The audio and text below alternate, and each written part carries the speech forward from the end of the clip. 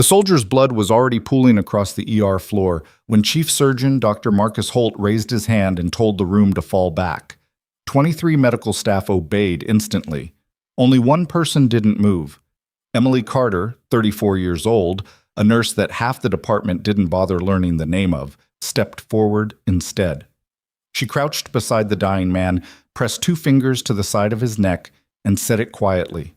Not to the room, not to the cameras, just to the soldier. I've done this before. Nobody heard her. Nobody was supposed to. But the soldier's eyes found hers, and something passed between them that the rest of the room would spend months trying to understand. If this story already has your heart pounding, you're going to want to see where it goes. Hit subscribe, drop a like, and leave a comment telling me what city or country you're watching from. I want to see just how far this story travels. The morning had started the way most of Emily Carter's mornings started at Ravenwood Military Medical Center, with someone looking through her like she wasn't there. She'd arrived at 6:45, clocked in, changed into her scrubs, and pulled her hair back with the kind of efficiency that came from doing something so many times it stopped registering as a choice. The ER at Ravenwood was a Level 1 trauma center attached to a military support facility on the eastern edge of Phoenix, which meant it handled everything: civilian emergencies, on-base accidents, and occasionally the kind of cases that came in with armed escorts and paperwork that made the administrative staff nervous. On paper, it was one of the most demanding ERs in the state. In practice, it was a place where hierarchy moved faster than medicine, and where the nurses who kept the floor running were routinely treated like expensive furniture. Emily had worked there for 3 years. Before that, she'd spent a year at a rural clinic in New Mexico and 6 months doing contract work at a medical nonprofit in Central America. Her resume, as presented to Ravenwood, was respectable but unremarkable. She'd passed her licensing exams, maintained her certifications, showed up on time. She did not talk about herself. She did not explain her decisions. She simply worked, and she worked better than most people in that building understood, which was part of the problem. Carter. Dr. Holt's voice caught her in the hallway outside the medication room before she'd even had time to review the morning's patient roster. He was already moving, chart in hand, reading glasses pushed up on his forehead, like a man who'd been awake long enough that the glasses had stopped mattering. He was 51, broad-shouldered, with the kind of confidence that came from 2 decades of being the most credentialed person in every room. "I need you covering Bay 4 through 7 today," Patel called out. "I'm already assigned to the intake rotation," Emily said. "Well, now you're not." He didn't look up from the chart. She didn't argue.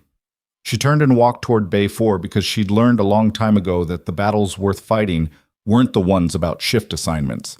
She saved her energy for the ones that mattered. The morning moved. A construction worker with a dislocated shoulder, 2 teenagers from a car accident, minor lacerations, 1 probable concussion, an elderly woman with chest tightness that turned out to be anxiety, not cardiac. Emily had flagged it early before the attending had even ordered the EKG, and the attending had told her to let the machines do their job. The machines confirmed what Emily had already seen in the woman's breathing pattern, the color of her lips, the way she was holding her hands flat against her thighs. Emily didn't say anything about being right. She just got the woman a blanket and a cup of water and sat with her until her daughter arrived. By 10:30, the floor had settled into its mid-morning rhythm. Emily was charting at the nurse's station when she became aware of a conversation happening 3 feet to her left, just loud enough to be intentional. "I told the charge nurse if she questions another one of my orders in front of a patient, I'm filing a formal complaint." That was Dr. Reeves, late 30s, internal medicine, the kind of doctor who used the phrase, "in my clinical opinion," the way other people use punctuation. He was talking to one of the surgical residents, a guy named Bateman, who had the practiced look of someone learning when to agree with people who outranked him. "Carter?"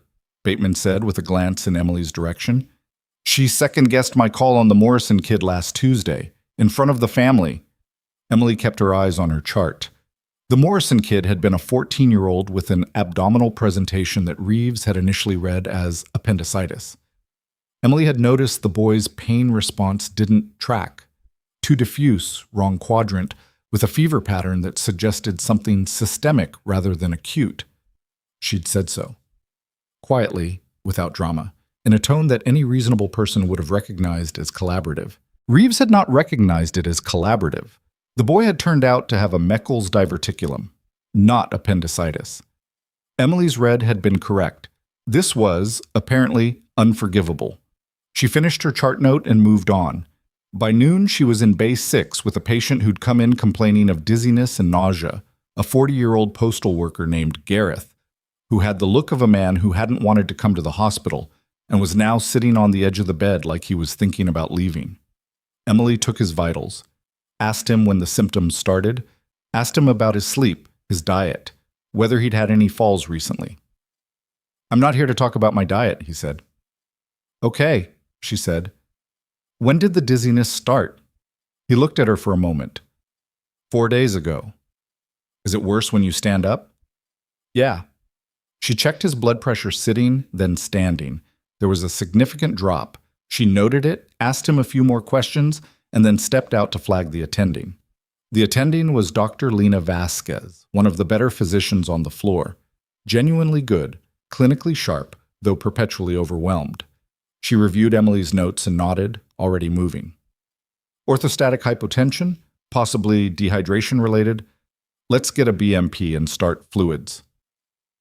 "His medication list shows he's on a calcium channel blocker," Emily said. "New prescription, started 10 days ago." Vasquez paused. "You think it's drug-induced?" "I think it's worth ruling in before we go the dehydration route. The timing aligns." Vasquez considered this for a moment. Actually considered it, which was one of the things Emily respected about her, and then agreed to modify the workup.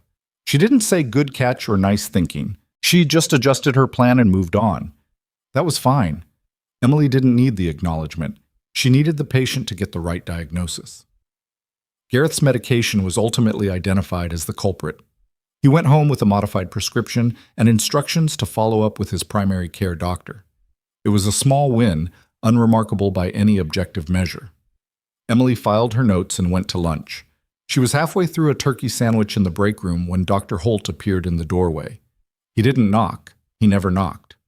"Carter, my office, now." She took one more bite, not out of defiance, but because she hadn't eaten since 5:30 that morning and she'd learned not to go into difficult conversations hungry, wrapped the rest of the sandwich in its paper, and followed him down the hallway. His office was a corner room with a view of the parking structure, medical diplomas on the wall, an Army commendation photo that Emily had never looked at directly, a desk that was aggressively neat in the way that suggested the neatness was managed by someone else. He closed the door and stood behind the desk without sitting, which she'd noticed he did when he wanted to establish physical dominance over a conversation. "I'm hearing from multiple physicians that you've been overstepping," he said. "I've been doing my job." "Your job is to implement physician orders, not to challenge them in front of patients and families." In the Morrison case, I don't want to talk about specific cases, Carter. I'm talking about a pattern. You question attending physicians. You flag concerns without being asked. You make the medical staff feel undermined, and that creates a climate of, "A 14-year-old got the right diagnosis," Emily said. She kept her voice even. "That's the outcome." Holt looked at her with the particular expression she'd seen on the faces of powerful people who'd been interrupted. Not angry exactly, but recalibrating, deciding how hard to push. "I'm going to be direct with you," he said. "I've had 3 separate complaints this week. If there's a 4th, I'm going to have to consider whether you're a fit for this unit." Emily looked at him steadily. "I understand." "Do you?" "You're telling me that if I continue to catch things that attending physicians miss, I risk losing my job." The silence that followed was the kind that had weight to it. "I'm telling you," Holt said carefully, "that there is a chain of command in this hospital, and it exists for a reason." Emily nodded once. She didn't say anything else. She turned and left his office, walked back to the floor, picked up her patient load, and finished her shift. That evening, standing at her locker, she allowed herself exactly 90 seconds of something that wasn't quite anger and wasn't quite despair. More like the particular exhaustion of a person who had spent years being fluent in a language that nobody around her spoke. She changed clothes, put on her jacket, and was heading for the exit when her pager went off. Not her pager, the floor pager, the one mounted on the wall near the nurse's station, the one they used for mass casualty alerts. 3 tones. Then the voice of the charge nurse, controlled but fast. Trauma incoming, Bay 1, military transport, ETA 4 minutes, all available trauma staff to the floor. Emily stopped walking. She turned around.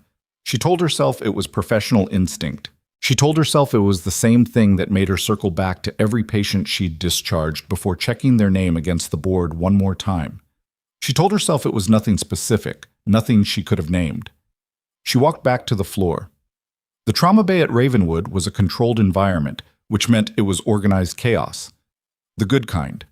The kind where everyone had a role and the roles fit together like machinery when it was working right. Emily positioned herself to the left of the bay entrance, out of the primary traffic path, and waited. The doors opened. 3 men in military tactical clothing came in first, moving fast, scanning the room with the automatic assessment of people trained to calculate threat levels. Behind them came the gurney. The patient was a man in his mid-30s, broad-shouldered even in his current state, with the build and the particular stillness of someone who'd spent years developing physical control and was now past the point of being able to exercise it. He was unconscious.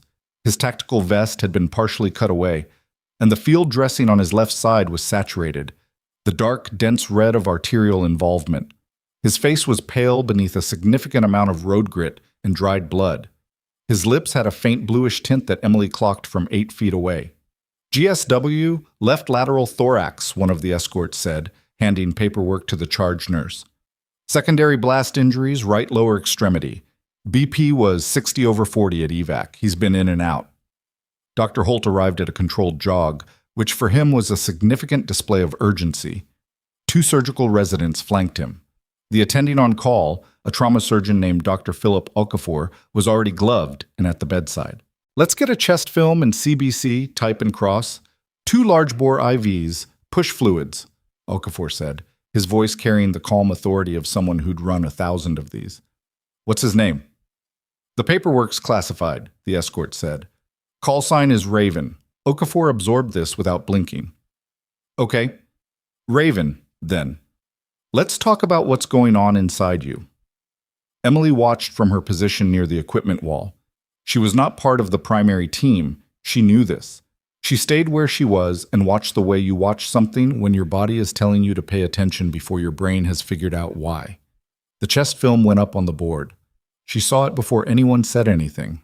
A subtle thing, the kind of thing that was easy to miss in a busy trauma bay with a patient who had 3 competing problems demanding attention simultaneously.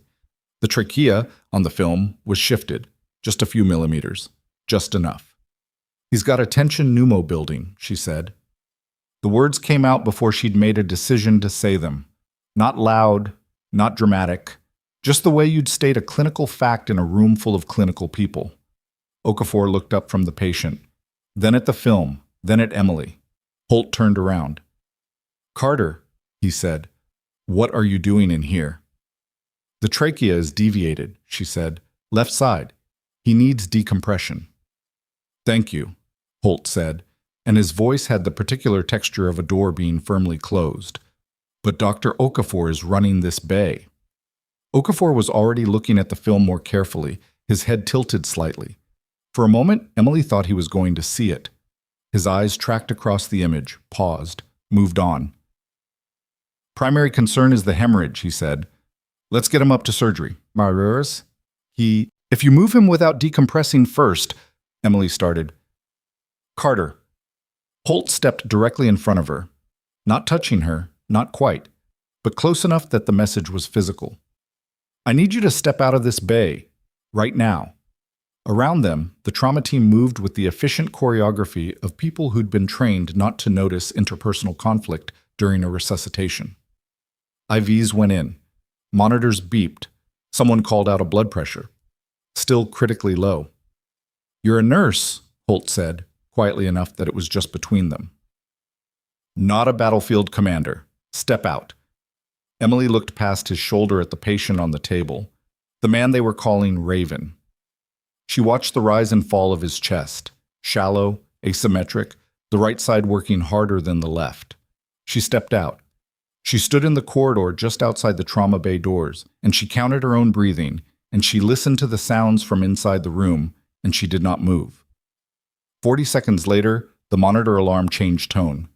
She heard Okafor's voice, fast now, stripped of its earlier calm. "BP's crashing. What are we missing?" She was already pushing through the doors before anyone came to get her. Nobody stopped her. The room was moving too fast for anyone to manage the door. She reached the patient's left side, picked up the largest gauge needle on the tray without asking permission or explaining herself, found the second intercostal space, mid-clavicular line, and drove it home. The air came out with a hiss that was audible over the monitor alarms. A long, sustained release of pressure that had been building in a chest cavity where it had no business being. The monitor tone shifted. The blood pressure reading on the screen began, slowly, haltingly, to climb. The room went very quiet. Not silent. Monitors still beeped. Ventilation equipment still hummed. But the quality of the human sounds in the room changed entirely, the way a fire goes from roaring to crackling when you've finally gotten it under control. Okafor was staring at her. Holt was staring at her. The 3 military escorts at the edge of the room were staring at her. Emily pulled off her glove, set it on the tray, and said, "He still needs surgery. Left-sided hemorrhage, probably the intercostal vessels. But he'll survive the transport now." Nobody said anything for 3 full seconds. Then one of the military escorts, a man she hadn't looked at directly since they'd come in, tall, late 40s, with the kind of bearing that didn't come from any single thing, but from all of them together, took 2 steps forward and said very quietly, "What's your name?" Emily looked at him. "Carter. Emily Carter." Something moved across his face, a recognition that was also something else, something she didn't have a name for yet. "Medic?" he said. One word, the way you'd say a call sign. Emily held his gaze for a moment that stretched longer than it should have. "I'm a nurse," she said. He studied her face with the focused attention of a man reading a document he'd been looking for a long time. Then he stepped back without pressing further, pulled out a phone, and turned away from the room. She didn't watch him dial. She turned back to the patient. The man they called Raven was still unconscious, but his color was better. His chest was moving with more symmetry now. Okafor had already begun calling out prep orders for surgery, his voice back to its operational calm. Holt approached her from the left side, and she braced herself, and he said, not in front of the room, but quietly, in her ear, "We're going to talk about what just happened." "Yes," she said. "We are." She stepped back from the bedside and let the surgical team take over. And as she turned toward the corridor, she felt rather than saw that the military escort, the tall one who'd asked her one word, was watching her go. Her hands, she noticed, were completely steady. That had always been true, even in the worst moments. Steady hands were not courage. She'd learned that lesson in places she didn't think about anymore, in circumstances that weren't in any of the paperwork she'd submitted to Ravenwood's HR department when she'd applied for this job. Steady hands were just physiology, the body's refusal to betray what the mind was doing. She walked to the sink at the end of the corridor, ran cold water over her wrists, and looked at the wall above the faucet. Behind her, from the direction of the trauma bay, she could hear the controlled noise of a resuscitation proceeding correctly. She could hear the surgical prep team arriving. She could hear Okafor giving handoff information to the OR team. What she could not hear but knew was happening was the military escort on his phone, somewhere in a quiet corner of the building, talking to someone who wasn't in this hospital. Somewhere in the architecture of the night, something she had walked away from 3 years ago was beginning to find her again. She turned off the faucet. She dried her hands. She walked back toward the nurse's station, picked up the next chart in the rack, and opened it. Bay 3. Patient presenting with chest tightness. 48-year-old female, no prior cardiac history. Emily began to read. She was 2 paragraphs in when the doors at the far end of the corridor swung open, and 4 people walked through them. Not the controlled walk of medical staff, not the purposeful stride of security, but something different. The particular quality of movement that belongs to people who are accustomed to entering rooms and having the rooms reorganize themselves around their arrival. 2 in military dress uniforms, 1 in civilian clothes with a federal ID clipped to his jacket, and behind them the escort from earlier, the tall one, who was no longer on his phone and who was looking straight at her from 30 feet away. Emily set down the chart. She kept her face composed because she had spent a long time learning to keep her face composed in moments that wanted to undo it. But something in her chest tightened, so not fear, not quite. More like the feeling of a door she'd locked from the inside years ago, beginning to open from the outside. The group stopped in the middle of the corridor. The military officer on the left, 2 stars on his shoulder, a chest full of ribbons she could read from where she was standing, said her name. Not Carter. Her full name. Her old name. The one that hadn't appeared on a piece of official paperwork in 3 years. The night shift charge nurse looked up from her station. 3 residents stopped walking. The corridor, which had been its own particular kind of busy, went momentarily still. Emily stood at the nurse's station with a patient chart in her hands, and she looked at the 2-star general who had just spoken her name into the middle of Ravenwood Military Medical Center's ER corridor, and she understood, with the particular clarity of a person who has been bracing for something for a very long time, that whatever quiet she had built for herself here was over. The general's name was Aldridge. 2 stars, Joint Special Operations Command, and he was standing in the middle of her ER corridor at 11:17 at night, like he'd been there before and had simply been waiting for the right occasion to come back. Emily didn't move from the nurse's station. She held the chart against her chest and let him walk to her, because she had learned a long time ago that the person who stays still controls more of the room than the person who moves toward the power. Aldridge stopped 4 feet away. Up close, he was older than she'd registered from across the corridor, mid-50s, the deep creases of a man who'd spent decades squinting into wind and consequence. He looked at her the way people sometimes look at things they thought they'd lost and aren't quite sure they're allowed to be relieved about finding. "Emily Carter," he said again. Not a question this time. "General," she said, "you know who I am." "I know what you are," she said. "That's different." Something that wasn't quite a smile moved across his face.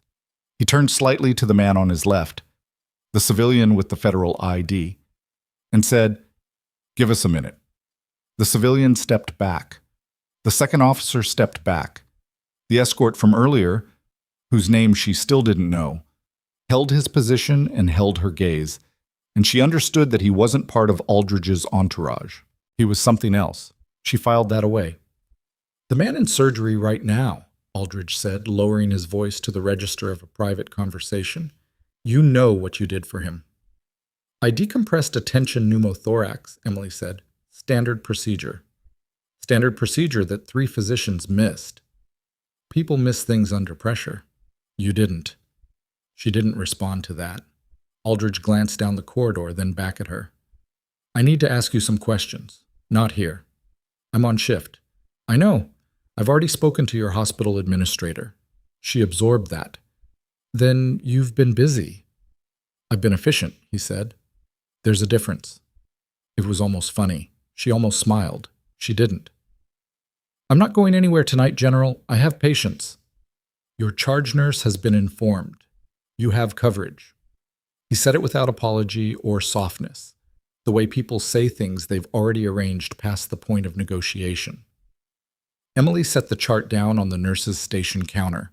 Around them, the floor was doing a poor job of pretending not to watch. 2 residents near the supply closet had found reasons to stay very still, and the charge nurse, a competent woman named Dolores, who had never once asked Emily a personal question in 3 years, was looking at her with an expression that was 1 part professional concern and 2 parts pure human curiosity. "All right," Emily said. They walked her to the small family consultation room at the end of the east corridor, the one with the box of tissues on the table and the watercolor print of the Sonoran Desert on the wall, the one used for the conversations nobody wanted to have. The civilian with the federal ID sat down across from her. Aldridge stood near the door. The escort, she'd decided to call him the escort until someone gave her a reason not to, leaned against the wall in the corner and did not sit. The civilian opened a folder. "Ms. Carter, my name is Warren Schiff. I'm with the Defense Intelligence Agency's Personnel Recovery Division." Emily looked at the folder without reaching for it. "Okay." "You were assigned to Special Operations Medical Support Group, 7th Detachment, from approximately 8 years ago to 5 years ago. I'm not going to confirm or deny details about assignments I may or may not have had, Emily said. I assume you already know that's going to be my position. We do, Schiff said, which is why I'm not here to ask you about the past. Then what are you here for? The man in surgery upstairs served in 2 of the same operational theaters you did. During his last deployment, he was exposed to a specific compound, a nerve agent variant we've been tracking for approximately 14 months. The medical team here doesn't have the background to recognize what we're going to be seeing in his post-op presentation. Schiff paused. You do. Emily was quiet for a moment. Outside the consultation room, she could hear the muffled sounds of the ER. A monitor alarm cycling through its tone, someone calling for a portable ultrasound, the normal sounds of a building full of people keeping other people alive. What compound? She said. Schiff and Aldridge exchanged a look. We can't discuss the specifics without a current clearance confirmation, Schiff said. Then we have a problem, Emily said, because I'm not agreeing to do anything for you without understanding what I'd be walking into. That was true 5 years ago, and it's true tonight. Another pause. Aldridge pushed off from the wall. Meridian 7, he said. Schiff looked like he'd swallowed something uncomfortable. Aldridge didn't appear to care. She's already in the room, Warren. The clearance discussion is academic.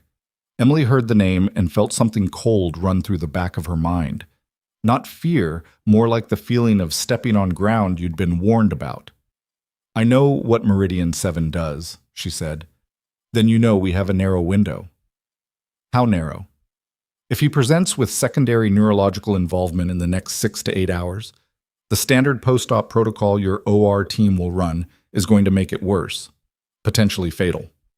Emily pressed her fingertips flat on the table's surface and thought about the man upstairs, the one they called Raven, who had come in through her ER on a gurney with his vitals in the floor, who was currently on an operating table having the hemorrhage in his chest repaired by a surgical team that was very good at what they knew how to do and completely unprepared for what they didn't.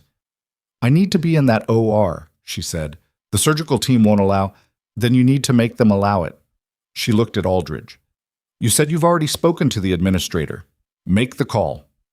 Aldridge studied her for a moment. Then he pulled out his phone. It took 11 minutes. She knew because she watched the clock on the consultation room wall while Aldridge made 2 calls in the corridor and Schiff sat across from her with his folder open and said nothing, which she appreciated more than she would have appreciated any attempt at conversation. When Aldridge came back, he said, Dr. Okafor has been briefed at the level we can share. He's agreed to allow a specialist consultation. That's the language we're using. That's fine, Emily said. She stood up. I need a surgical gown. Carter. It was the escort from the corner, speaking for the first time since the corridor. His voice was measured, deliberate, the voice of someone who chose words the way a surgeon chooses instruments. Before you go in, are you prepared for what's up there? She looked at him directly. He was mid-40s, she decided. Former operator, almost certainly. The kind of face that had seen enough that it had stopped performing reactions and just registered them instead. Are you asking if I can handle it, or are you asking if I'm ready to be in a room where people are going to figure out who I am? A beat. Both, he said. Yes, she said. To both. She changed in the locker room adjacent to the surgical suite, moving with the automatic efficiency of someone reassembling something they'd set down but never forgotten. Surgical gown, cap, mask. She scrubbed in at the sink outside the OR, and when she pushed through the door, the room was mid-procedure. Okafor at the table, 2 residents assisting, the anesthesiologist at his station, the circulating nurse moving along the periphery. Okafor looked up when she came in. His eyes said several things that his voice was professional enough not to say. Doctor, he stopped. Specialist Carter, I've been told you have specific expertise relevant to this patient's case. That's correct, she said. What are we looking for? She moved to the table without crowding his space. She looked at the monitors, looked at the patient, still intubated, vitals stabilized, the surgical site controlled. Okafor's team had done good work. The hemorrhage was addressed. The immediate crisis was managed. Right now, nothing, she said. The presentation I'm concerned about is post-op. In the next 4 to 8 hours, he may develop what looks like a standard anesthetic reaction. Agitation, elevated heart rate, hyperthermia. The instinct will be to treat it as such. But it's not. If it presents, it's a neurological cascade from a specific exposure. The standard pharmacological response will accelerate it. Okafor was quiet for a moment, processing this with the seriousness of a man who trusted his training and was being told his training had a gap in it. What's the correct protocol? I'll write it out for you before he's in recovery, but I'll need to be in the building when he wakes up. I can arrange that. He paused. Is there anything else I should know about this patient's history? Not that I'm authorized to share, she said, but you've already done the hard part. The surgery is good. He held her gaze for a moment, the particular look of a physician recalibrating the architecture of someone they'd underestimated. And then he nodded and turned back to his work. She stayed until the closing, watching the monitors, watching the patient's color, watching the subtle indicators that the human body broadcasts when it's deciding whether to stabilize or decline. Raven stayed stable. His color remained reasonable, his pressure held in an acceptable range. She took that as a provisional good sign and nothing more. When they wheeled him to the surgical ICU at 12:43, she walked alongside the gurney for the length of the corridor, then peeled off at the unit doors and went to find a piece of paper. She wrote the protocol in the SICU's small charting room, longhand, in the systematic notation of someone who'd written field medical orders in conditions that made this hospital look like a spa. Dosing parameters, contraindications, the specific signs to watch for, the precise sequence of intervention if the cascade began. She handed the completed document to the SICU attending, a quiet, thorough woman named Dr. Marin Salas, who read it twice without speaking. "Where did you get this information?" Salas asked. "Training," Emily said. "What kind of training?" "The kind that doesn't have paperwork you can look up." Salas looked at her for a long moment. Then she looked at the document again. "Is this going to keep him alive?" "If the presentation occurs and this protocol is followed correctly, yes." "All right," Salas said. She set it down and began inputting orders. "I'll need you reachable." "I'll be in the building."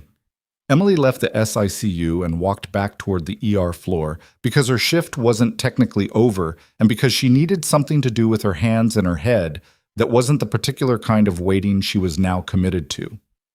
The ER had quieted into its deep night configuration. Fewer bodies, lower ambient noise, the specific tiredness of staff past the midnight mark, but still hours from the end. Emily picked up the chart she'd set down earlier, reviewed it, found that Dolores had already handled the patient in Bay 3, and set it back down. Dolores appeared at her shoulder. "You okay?" "Yes." That was... Dolores paused, clearly selecting words with more care than usual. "That was a lot." "It was a busy hour," Emily said. Dolores looked at her with the patient expression of a woman who had been a nurse for 22 years and knew what deflection sounded like in every register. She didn't push. She went back to her station. Emily spent the next hour doing the ordinary work of a night shift nurse in a quieted ER, vitals, chart notes, a conversation with a 70-year-old man who'd come in with what turned out to be a panic attack and who was now calm and slightly embarrassed and wanted to talk about his late wife, so she sat with him for 15 minutes and listened, which was the right thing to do and also the thing she needed more than she would have admitted. At 2:15, her pager went off. SICU, Room 4. She was already moving before the second tone. Raven's room was arranged the way SICU rooms are always arranged. The patient at the center, the machinery radiating outward like a mechanical nervous system, the light calibrated to the particular cool blue of places where time is being bought in careful increments. He was awake. This surprised her. His eyes were open, tracking, clearly working to orient. His intubation had been removed earlier than standard, which meant either he'd fought it or Salas had made a judgment call. His wrists weren't restrained, which meant he'd been coherent enough on emergence to demonstrate he wasn't a danger to his lines. Salas was at the bedside. "He's been asking for the person who did the needle decompression," she said, without looking up from the monitor she was reviewing. Emily stopped at the foot of the bed. Raven looked at her.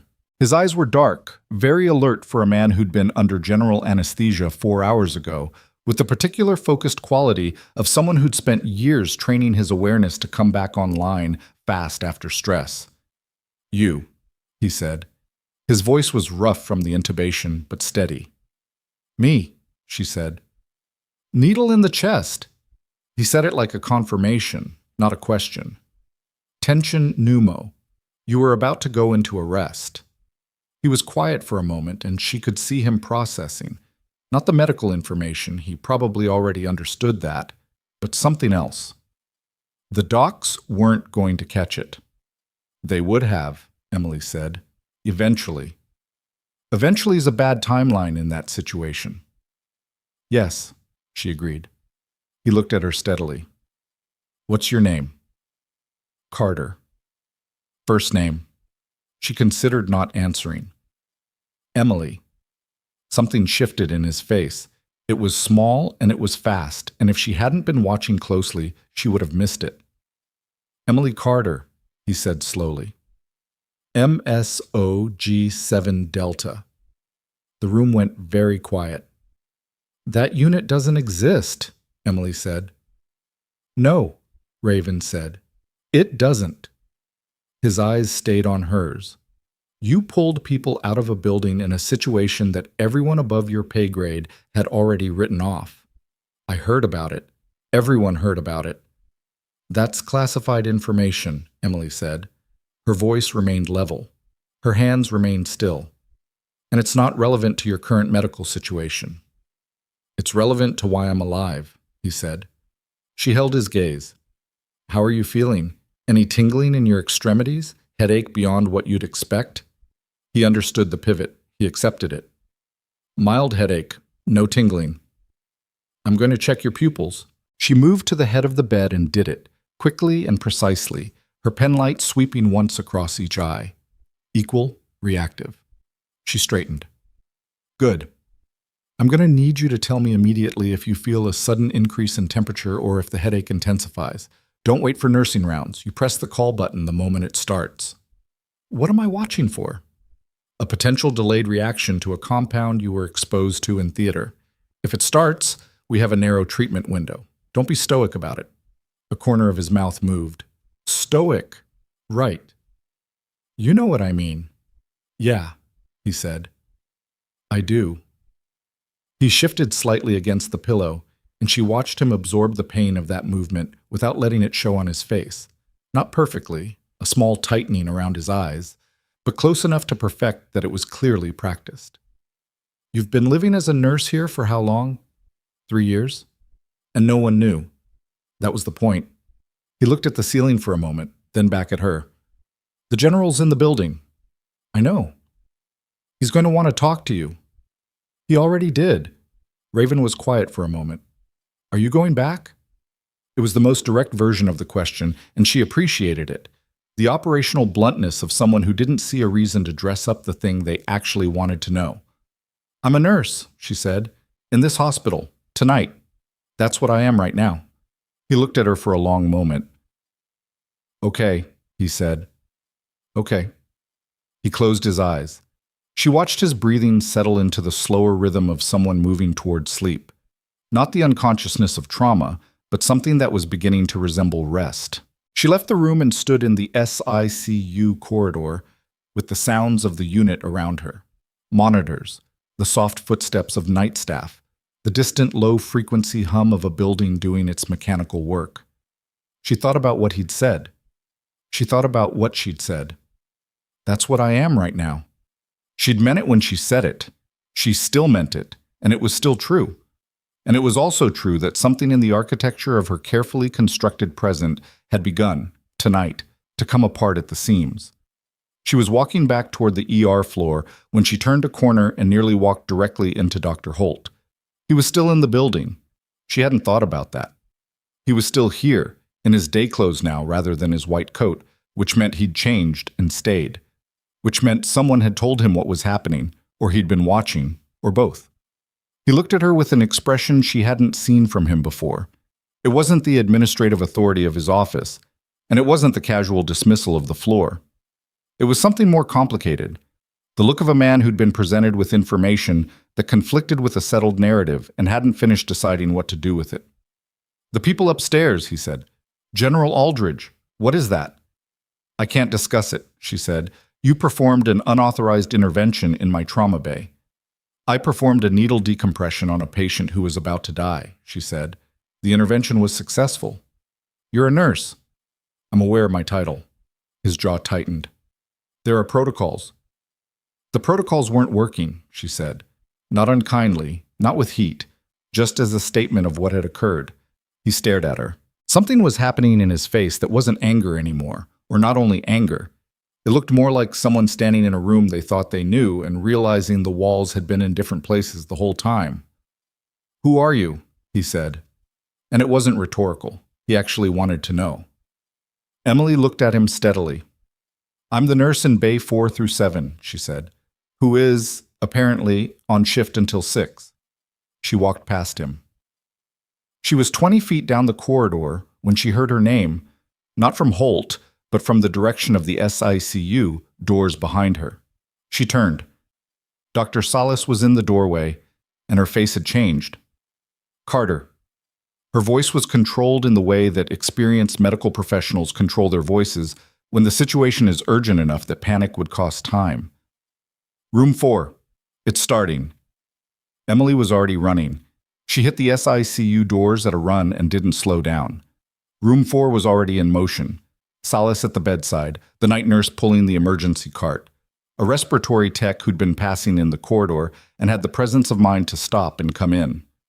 Raven was awake, which was both good and bad. Awake meant he was still fighting. Awake also meant he was aware of what was happening to his body. And from the look on his face, what was happening was not subtle. His skin had gone from the reasonable post-operative color Emily had assessed 40 minutes ago to something flushed and wrong. The particular heat flush of a system being chemically pushed past its tolerance. His hands were gripping the bed rails with the controlled force of a man who was in significant pain and was managing it through will rather than medication. "Core temp," Emily said, already at the bedside. 38.9 and climbing, the night nurse said. "Pulse is 122. "When did it start?" He called 7 minutes ago. Headache first, then the temperature spike. 7 minutes. That was inside the window, barely. Emily moved to the medication cart and located the protocol sheet she'd left with Salas. She didn't need to look at it. She'd written it from memory, and the memory was intact. But she looked at it anyway, because this was not a moment for the arrogance of certainty. "We need to stop the standard post-op anti-inflammatory he's on," she said. "Right now, pull the IV." Salas was already beside her. "If we pull it, and this isn't what you think," "It's what I think," Emily said. "His temp is rising faster than any standard anesthetic reaction. The flush pattern is wrong. Look at his face versus his extremities. It's central. The compound targets the hypothalamus first." Salas looked at Raven. She looked at Emily. In the compressed decision-making of a genuine medical emergency, she made her call. "Pull it," she told the nurse. The IV line came out. Emily was already calculating the intervention sequence. The specific agent she needed wasn't standard SICU stock, which meant the next 30 seconds were about to get complicated. "You have dantrolene?" she asked. "Yes, for malignant hyperthermia protocol." "We're going to use it differently. The dosing I need is in the protocol sheet. Second page, second paragraph. Can you mix that?" The night nurse, a young man, maybe 26, with the look of someone who was keeping up through sheer concentration, picked up the sheet and read it. His brow furrowed. "This isn't the standard MH dose." "No," Emily said. "It's not. I can't administer an off-protocol dose without attending sign-off." "Dr. Salas," Emily said, and looked at her. Salas had the expression of someone standing at a threshold. She was a good physician, thorough, careful, the kind of doctor who didn't like to operate outside established parameters, which was most of the time the right way to be. This was not most of the time. She looked at the protocol sheet. She looked at the patient. Raven was breathing faster now, his eyes closed, jaw set, the veins in his forearms standing out from the grip on the rails. "Sign it," Salas said.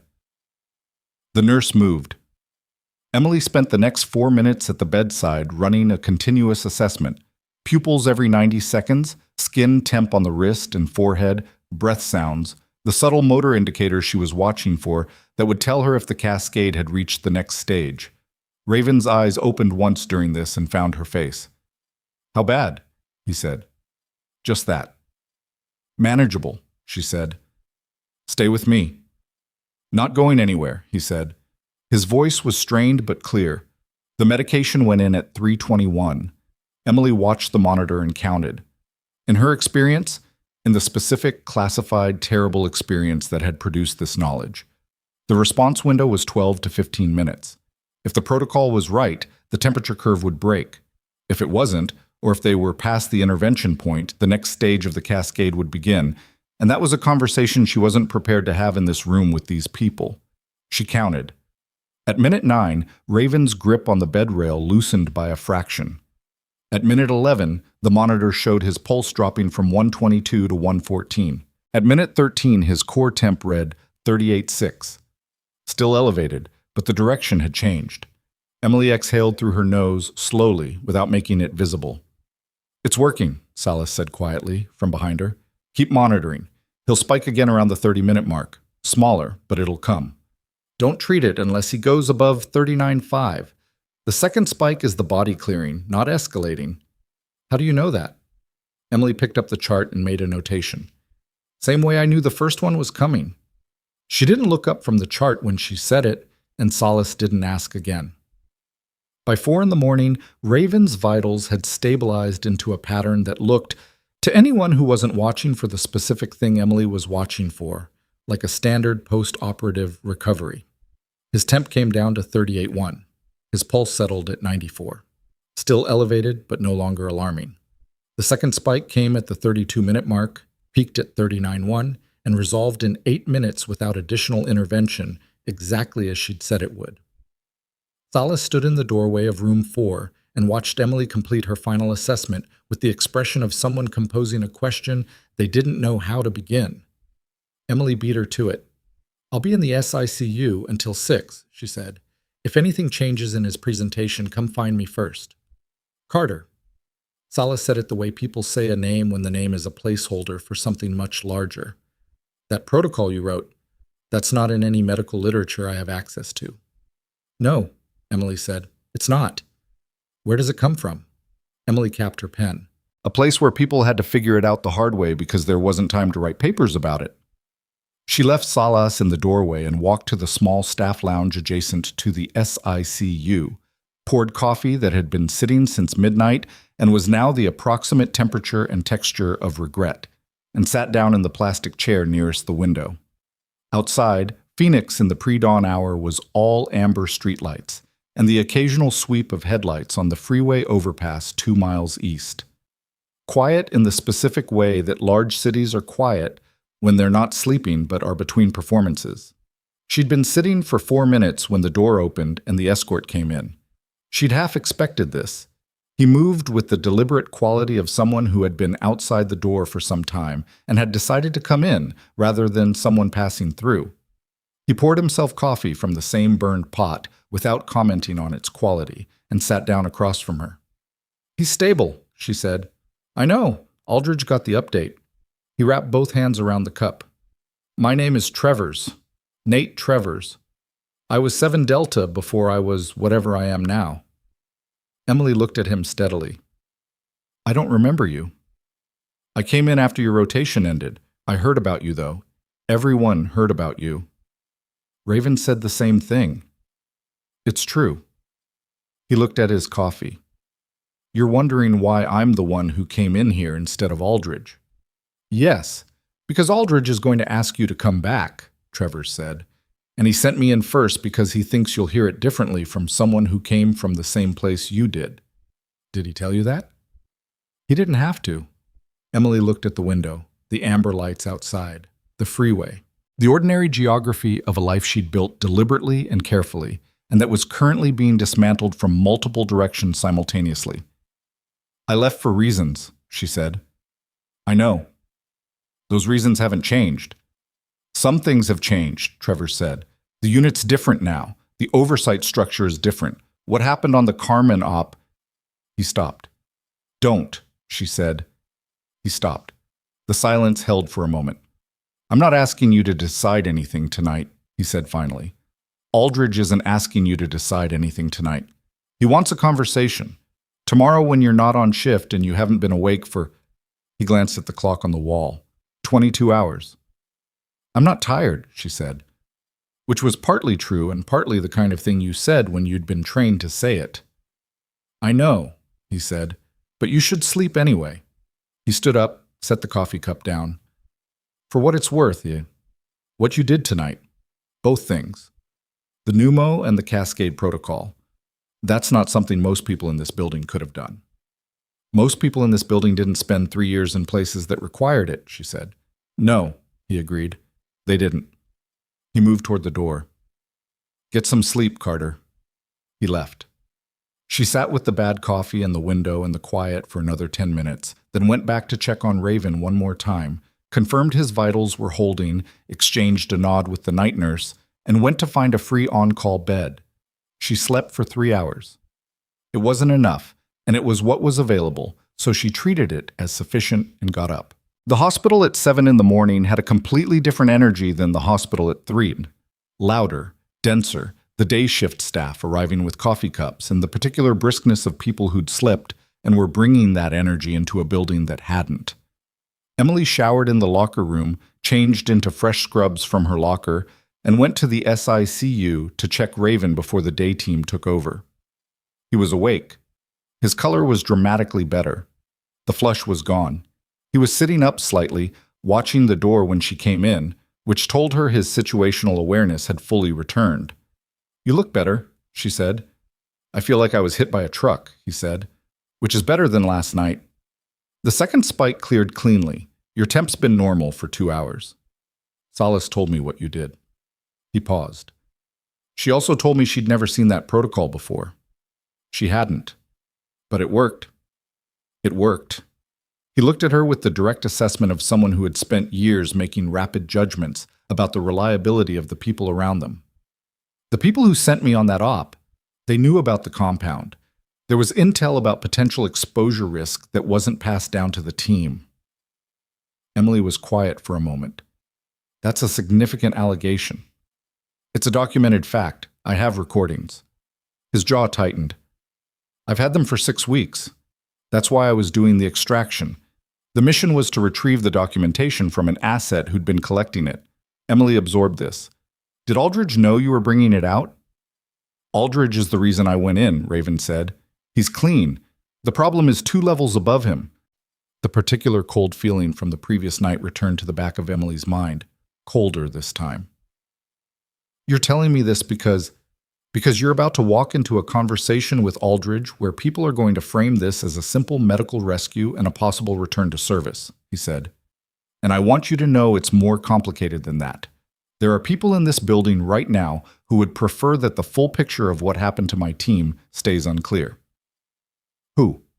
He looked at the door. The DIA man, Schiff. Emily stood very still. He's not what he presented himself as, Raven said. His personnel recovery division cover is current and technically valid, but his primary mandate for the last 14 months has been damage control on the Meridian 7 exposure, not recovery, containment. You're saying he's here to manage the story.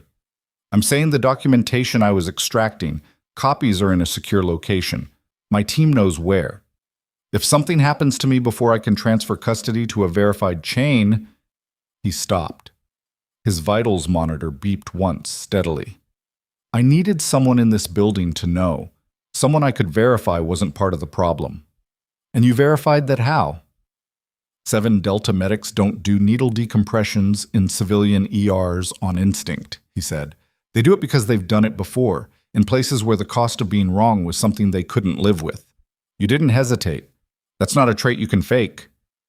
Emily looked at the monitor, at the wall, at the middle distance of someone running calculations in real time. She thought about Schiff's folder and his careful language, and the way he'd looked at Aldridge when Aldridge said Meridian 7. Not surprised, but recalibrating, like a man adjusting a plan that had just developed a variable. If what you're saying is accurate, she said carefully, then telling me puts me in a position that significantly complicates. I know, Raven said. I'm sorry. She looked at him. He meant it. She could see that he meant it, which somehow made it harder and easier at the same time. Don't be sorry, she said. Just don't die. I didn't go to all that trouble for you to make it complicated. He almost smiled. It looked like it cost him something. She left the SICU, walked to the elevator, went down to the ground floor, and stood in the main corridor for approximately 30 seconds, long enough to understand that the next decision she made would cascade outward in ways she couldn't fully predict. The conversation with Aldridge was scheduled for 9. It was now 7:42. She had just over an hour, and she had information that changed the geometry of that conversation significantly, and she had no way to verify it independently with the tools currently available to her. And she had the particular gut instinct she'd spent years learning to trust, even when she couldn't document why. She started walking toward Aldridge's temporary office, the administrator's conference room on the second floor that had apparently been appropriated sometime in the night, and she was halfway there when she turned a corner and walked directly into Dr. Reeves. He looked terrible. Not the tired terrible of someone who'd worked a long shift, but the specific terrible of someone who'd been awake processing something unwelcome. He stared at her. I heard what happened last night, he said. Then you're informed, she said, and moved to go around him. Carter. His voice stopped her. Not because it was authoritative, but because it had lost whatever quality had previously made it feel that way. It sounded like a regular human voice. Uncertain. The Morrison kid. You were right. She turned back. He was looking at the floor briefly, then at her. I know, she said. I filed the complaint anyway, about you questioning my orders. I know that too. He was quiet for a moment. I'm going to withdraw it. She studied him. He looked like a man in the early stages of reckoning with something about himself. Not finished, not comfortable, but started. She'd seen that look before. Occasionally it meant something. Occasionally it was temporary. Okay, she said. Not thank you, not... I appreciate that. Just okay, because that was what the moment warranted. She left him in the corridor and continued toward the second floor. The conference room had been reorganized into something that wasn't quite a military briefing space, but was clearly trying. Aldridge was there, with a fresh uniform and the look of someone who'd slept exactly as much as was required for functionality. Travers was in the corner. Schiff was seated at the table with his folder. A different folder this time, thicker. And there was a fourth person she hadn't seen before, a woman in her late 50s, civilian clothes, the kind of self-contained authority that didn't need a uniform. She was introduced as Director Marlowe, which was either a first name or a last name and was clearly intended to be enough. Emily sat down. She did not look at Schiff. I want to start by saying, Aldridge began, that what you did last night, I appreciate it, Emily said. But I'd like to table the commendation portion of this meeting and start with a question. Aldridge paused. Schiff shifted. The Meridian 7 exposure documentation that was the objective of the extraction mission, Emily said, looking directly at Aldridge. Has it been secured? The room temperature changed. Aldridge looked at her with an expression that moved through 3 phases in about 2 seconds. Surprise, reassessment, and then something that looked remarkably like respect. Where did you get that? Is it secured? She repeated. Schiff spoke for the first time. Ms. Carter, the operational details of the extraction mission are classified above your current... Warren. Aldridge's voice was quiet. Schiff stopped. Aldridge looked at Emily. What do you know? I know that the patient upstairs has been carrying documentation relating to command-level knowledge of Meridian 7 exposure risk prior to his team's deployment, she said. I know he was concerned before he went back to sleep last night that the chain of custody for that documentation was not secure. And I know, she paused and looked at Schiff steadily, without hostility but without softness, that Personnel Recovery Division's primary mandate for the past 14 months has been described to me as containment rather than recovery. The silence that followed was the specific silence of a room where several people have just recalculated something. Schiff's face did not move. That told her more than movement would have. Director Marlowe, who had not spoken yet, looked at Schiff. It was not an aggressive look. It was calm and thorough, and the kind of attention that belongs to people who are paid to notice the difference between a person with nothing to hide and a person managing what they reveal. "Warren," Marlowe said. Her voice was very even. "Why don't you step out for a moment?" Schiff looked at her. He looked at Aldridge. He picked up his folder, stood, and left the room. When the door closed, Aldridge put both hands flat on the table, which she'd noticed was a physical habit of his, the gesture of a man grounding himself before saying something he'd rather not have to say. "The documentation exists," he said. "It's in verified custody. I've had it for 6 hours." He paused. "I didn't know about Schiff's secondary mandate until 40 minutes ago." Emily nodded slowly. "There are people above my pay grade," Aldridge said, "who knew about the Meridian 7 risk assessment before the deployment and classified that assessment in a way that prevented it from reaching the team leads. The documentation your patient recovered makes that chain of knowledge explicit." He looked at her steadily. "This is about to become a very large problem for several people." "How large?" "Flag officers," Marlowe said quietly, from her end of the table. "At least 2. And at least 1 senior DIA official." Emily sat with that for a moment. Outside the conference room windows, the Phoenix morning was coming on bright and indifferent, the way desert mornings always are. All light, no commentary. "And where do I fit in this?" she asked. "Right now," Aldridge said, "you're the only person in this building who kept one of my people alive long enough for any of this to matter. Tomorrow," he paused. "Tomorrow is a conversation I'd like to have with you separately about what happens next. For me or for the investigation?" "Both," he said. Emily looked at the table. She thought about Raven upstairs, stable now, holding documentation that was about to detonate in the upper levels of 2 separate command structures. She thought about Trevor's in the corner, who hadn't said a word since she'd come in, and whose silence had the quality of someone who'd been through enough to know when to let things unfold. She thought about Schiff in the hallway outside this door with his folder, recalibrating. She thought about the ER downstairs, and Dolores at the nurse's station, and the patient in Bay 3 whose chart she'd never finished reviewing. She thought about Marcus Holt, who had stood in her face and told her she was a nurse, not a battlefield commander, and who was going to spend the rest of the morning sitting with what that meant in light of what the night had produced. "All right," she said. "Tomorrow." She stood. Aldridge stood with her, automatic, the reflex of a man who had spent enough time around people who'd earned standing for it that it had become instinctive. Trevor stood as well, from the corner. She walked to the door. "Carter," Aldridge said. She turned. "For what it's worth, the Carmen op. What you did in that building. The reason I've been looking for you for 3 years isn't just about bringing you back." He paused. "It's because 16 people are alive who wouldn't be, and not one of them has stopped asking about the medic who got them out." She held his gaze for a long moment. Something in her chest that she'd been holding contracted and then, slowly, released. She didn't say anything. She turned and walked out. She was in the elevator going down when her phone buzzed. It was an internal hospital message from Dolores. "Holt called a department meeting for 9 a.m. All nursing staff required. Don't know what it's about, but he looked like he hadn't slept. Heads up." Emily looked at the message. The elevator reached the ground floor. The doors opened. She stepped out into the main corridor and nearly walked into Dr. Okafor, who stopped and looked at her with the expression of a man who had been carrying something since 3 in the morning and had been waiting for the right moment to put it down. "I need 5 minutes," he said. "You have 2, she said. "I have a meeting." "I reviewed the chest film again," he said. "The one from last night, the tracheal deviation."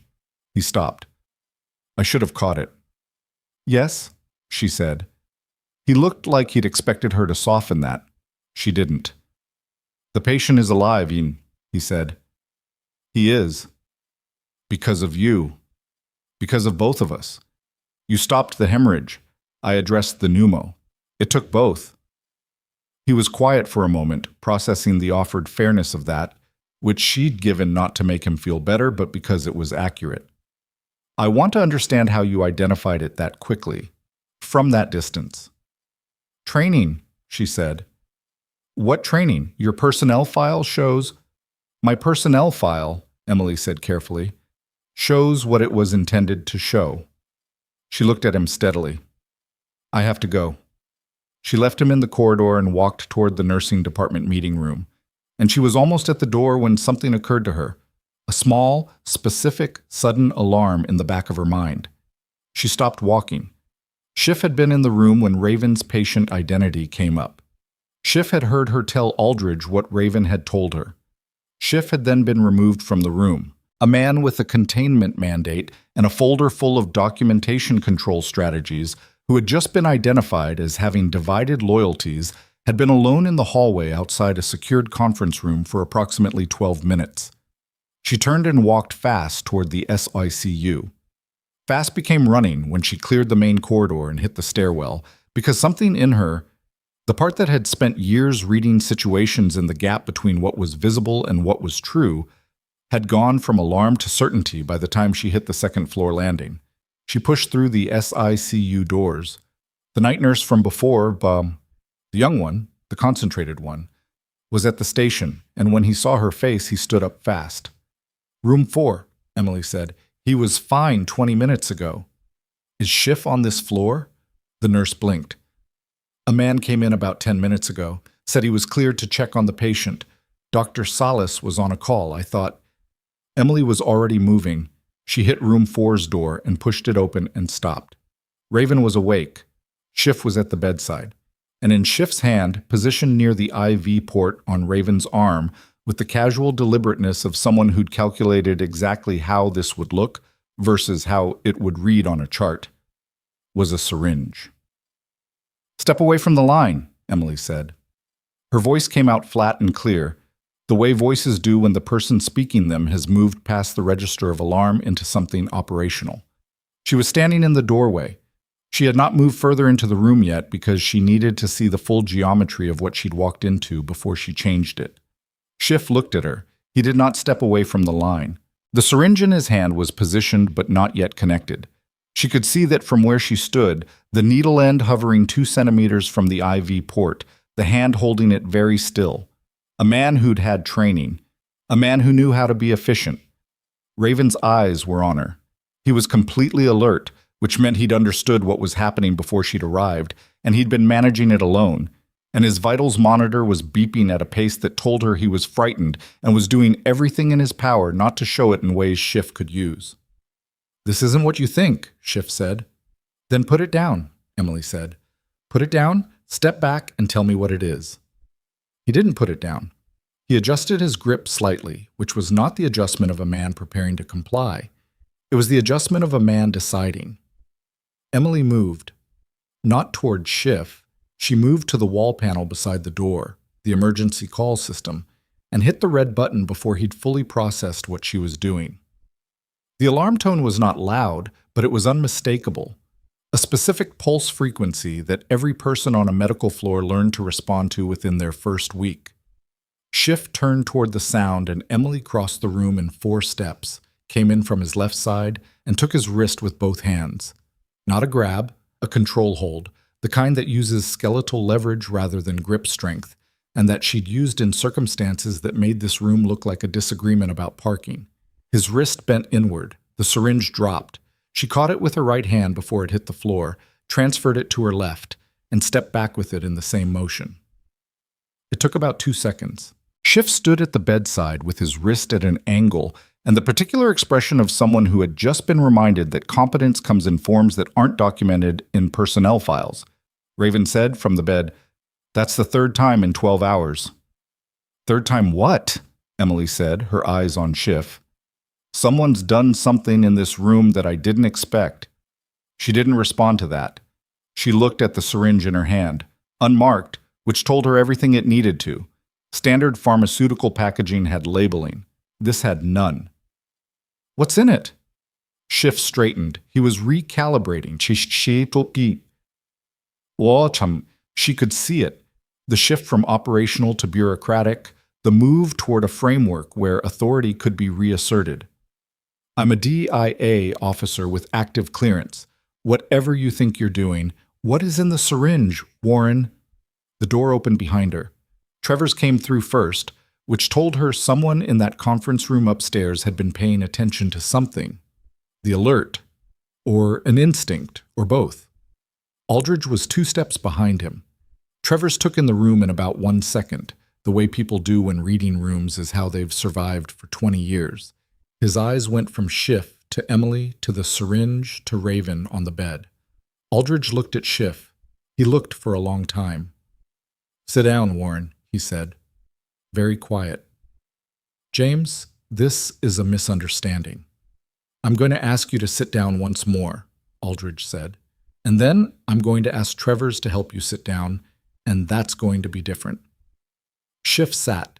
Dr. Salas arrived with 2 SICU nurses in the next 30 seconds, processing the scene with the adaptive triage of medical staff who'd learned to absorb unusual things without losing their clinical function. Emily handed her the syringe with both hands, like evidence, which it was. "I need this analyzed," Emily said. "Full panel. Start with anything that would be undetectable in a standard post-op tox screen." Salas looked at the unmarked syringe. She looked at Schiff, seated in the corner chair. She looked at the 2-star general standing in her SICU room. "I'll call the lab now," she said, and left. Travers positioned himself between Schiff and the door, which was not a gesture and was not symbolic. Aldridge crouched slightly to check Raven's monitors himself. A general reading vitals readouts, which under other circumstances might have seemed incongruous. "You okay?" he said to Raven. Straight and simple. "Better than 10 minutes ago," Raven said. He told the nurse he was cleared for a medication check. He came in before the day shift handoff. "Smart timing," Travers said, not admiringly. "The documentation," Emily said to Aldridge. "He knows you have it." "He knew before we got to that room," Aldridge said, "which means the room wasn't as secure as we thought." He stood up, looked at Schiff again. "Who else knows you're here?" Schiff said nothing. "Warren." Aldridge's voice didn't rise. It did the opposite. It dropped into the register that Emily associated with people who'd operated in places where volume was a liability. "I've known you for 11 years. I've worked with you across 4 commands. I need you to understand that the way this goes from this point forward is entirely dependent on what you say in the next 60 seconds. Schiff looked at the floor. He looked like a man who'd arrived at a moment he'd probably told himself he'd handle differently. "There's a deputy director," he said finally. His voice had changed, the bureaucratic authority completely gone, something flatter underneath. "At DIA. She's been managing the Meridian 7 file for 2 years. When the documentation risk became clear, she authorized a containment protocol. I was the field implementation." "Containment meaning what, specifically?" Aldridge said. "Meaning if the asset carrying the documentation didn't survive the extraction." He stopped. "There would be no chain of custody. The file stays classified indefinitely." The room sat with that. Emily thought about Raven's deployment, his team. The specific cruelty of sending people into a theater with documented exposure risk and then managing the paperwork of what happened to them as an operational variable. "How many people were on that team?" she said. Schiff looked at her. 6. "And how many made it back?" A pause. 3? She looked at him for a moment with the particular kind of stillness that isn't calm. Then she turned away, because she'd seen enough of his face. Trevor stepped out briefly and came back with Director Marlowe, who had apparently been waiting in the corridor with the patience of someone who'd anticipated needing to be there. She stood in the corner of the room, looked at Schiff, and made a call on her own phone that lasted 40 seconds. When she hung up, she said, "There are 2 NCIS investigators in the building. They've been here since 5 this morning." She looked at Aldridge. "I reached out last night after the conversation with Raven's escort team. I wanted coverage in place before the morning." Aldridge looked at her for a moment. "You anticipated this?" "I anticipated the possibility," Marlowe said. "Warren has been on a watch list for 6 weeks. We didn't have enough to move until now." Schiff looked up at that. Something moved across his face that was hard to categorize. Not quite surprise, more like the expression of a man who'd believed he was operating in shadow and was now understanding how much light had been on him. The NCIS investigators came in 5 minutes later.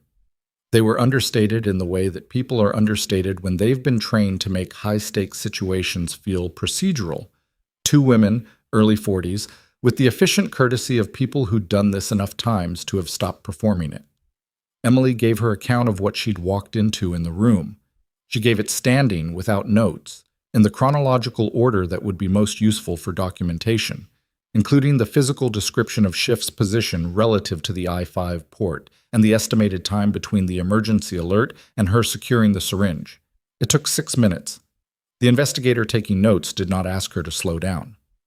When she was done, one of them said, "Can you stay available in the building today?"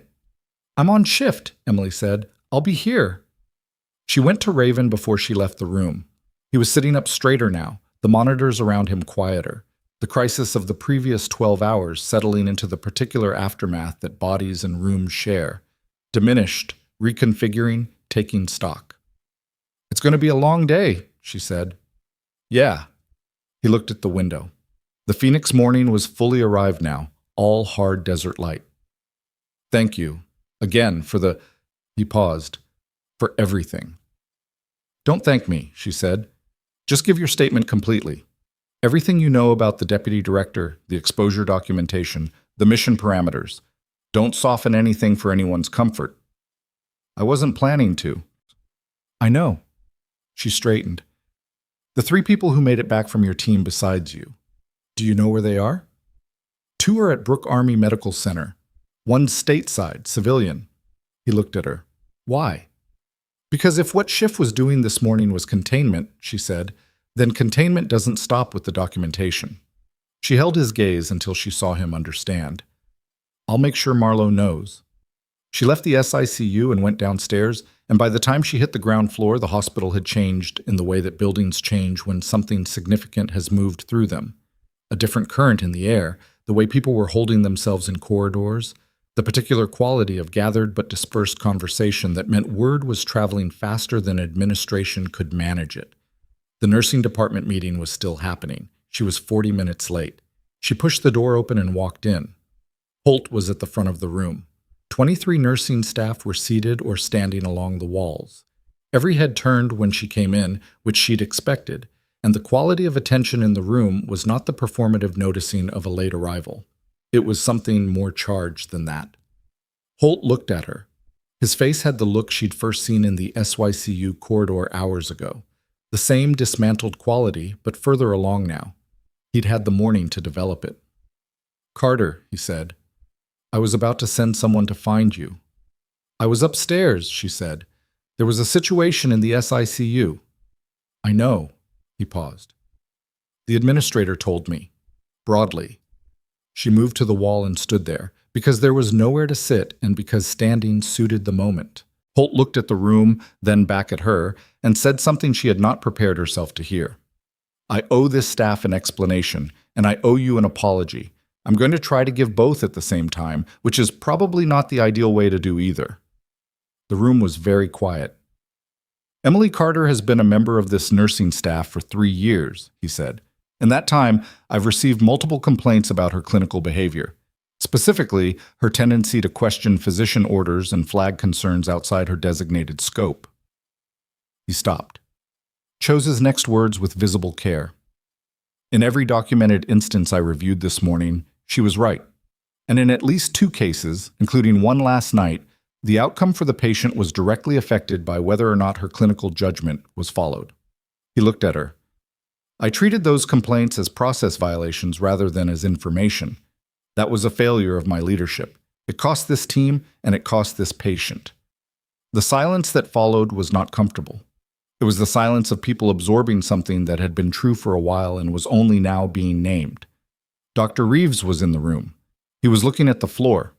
Dolores, near the back, was looking at Emily with the expression of someone who'd been waiting for this particular sentence for approximately 3 years. "The formal complaints filed against Nurse Carter are being reviewed and will be withdrawn," Holt said. "Effective immediately, I'm also recommending her for a senior clinical consultation role in the ER, pending the appropriate administrative process." Emily said nothing. She looked at the wall above his head and let the moment be what it was. Not triumphant, not satisfying in any clean way, more complicated than either of those things, with the texture of something real. After the meeting dispersed, Holt caught her in the corridor. They stood 3 feet apart with the mid-morning noise of the hospital around them. "I know that wasn't enough," he said. "It was a start," she said. "Can I ask?" He stopped. Started again. The things you did last night, the decompression, the post-op protocol. Whatever happened in the SICU this morning, that's not in your file. No. But it's in you. Yes. He held her gaze. I should have looked harder. She didn't respond immediately. She looked at him. A man who was not bad, she'd decided a long time ago, but was the specific kind of limited that comes from never having been challenged in the ways that actually test the architecture of a person. He was being challenged now. It remained to be seen what he was made of under it. Most people don't look for what they're not expecting to find, she said. That's human. The question is what you do when you find it anyway. She left him with that and went to the ER, where her patient list was 3 people deep and a new intake had just arrived, and she did the thing she'd been doing for 3 years, the ordinary work of a building full of people keeping other people alive. Except that the building felt different around her now, or maybe she felt different inside it, and she wasn't sure which was more accurate or whether the distinction mattered. The lab results on the syringe came back at 11:42. Salas sent her the summary by internal message. The compound was a synthetic anticoagulant analog, not on any standard pharmaceutical registry, metabolized in 4 to 6 hours, undetectable in routine post-op toxicology. Administered to a patient with a fresh surgical repair to a major vessel, it would have caused a catastrophic hemorrhage that would have looked, on every available record, like a complication of the surgery itself. Emily read the summary twice. Then she forwarded it to Trevor's contact number, which he'd given her at some point in the previous 12 hours, without making a production of it. His response came back in 90 seconds. Marlowe has it. NCIS filed the formal hold 30 minutes ago. He's not going anywhere. She put her phone in her pocket and went back to her patients. At 1 in the afternoon, Aldridge found her in the hallway outside Bay 5, where she'd just finished a dressing change on a burn patient who'd come in from a residential fire in the North District. She was writing her chart notes standing up, the way she always did when the bay chairs were occupied. I need to tell you something, he said. She finished the note. All right. The deputy director that Schiff named, her name is Farrell.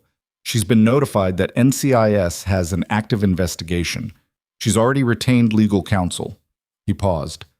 She's also formally requested that all personnel associated with the Ravenwood incident be placed under a communications hold pending her attorney's review. Emily looked up from the chart. Meaning? Meaning she's going to try to litigate the timeline. Argue that whatever happened in that SICU room this morning was unauthorized, that the seizure of the syringe was outside your authority, that the chain of evidence is compromised. Is the chain of evidence compromised? No, Salas documented everything correctly, and the NCIS investigators witnessed the handoff directly. He paused. But Farrell's approach is going to be to introduce uncertainty wherever she can.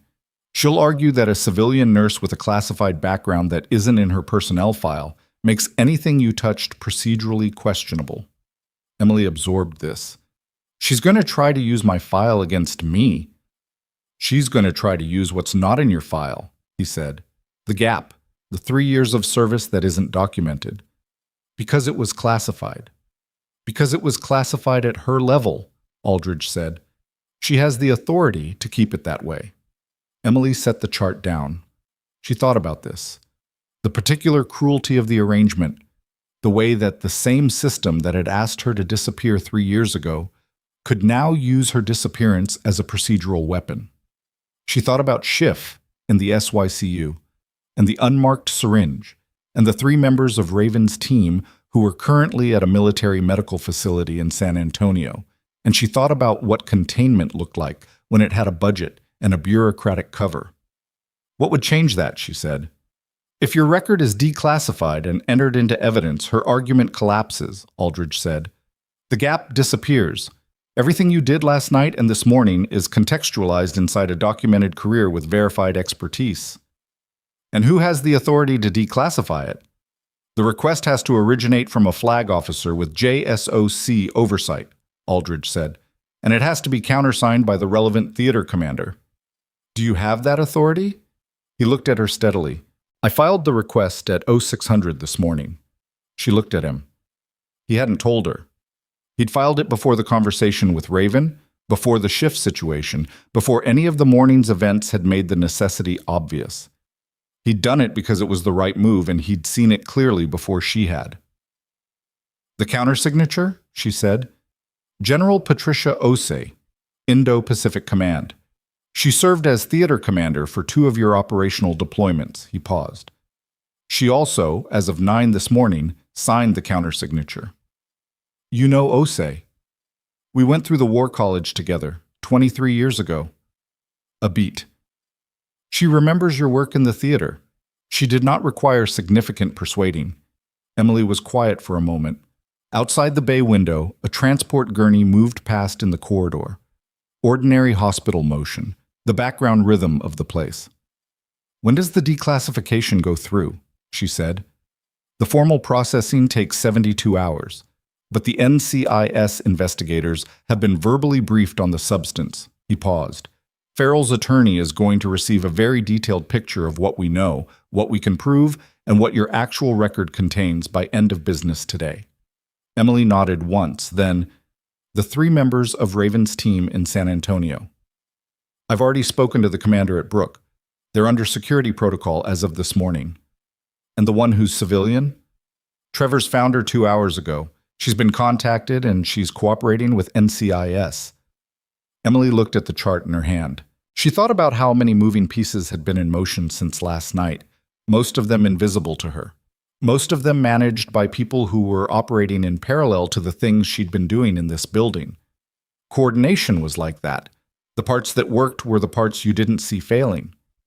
"What happens to Schiff?" she said. "That depends on how cooperative he is and how much Farrell's legal team tries to use him as insulation." Aldridge's voice was flat on this, the flatness of someone who'd seen too many of these situations resolve in ways that satisfied lawyers more than they satisfied justice. "He'll be charged. Whether the charges match the action is a different question." "And Farrell?" 2 flag officers, a JSOC documentation package, NCIS, and a surviving operator with recordings, Aldridge said. "She's not walking away from this." Emily nodded slowly.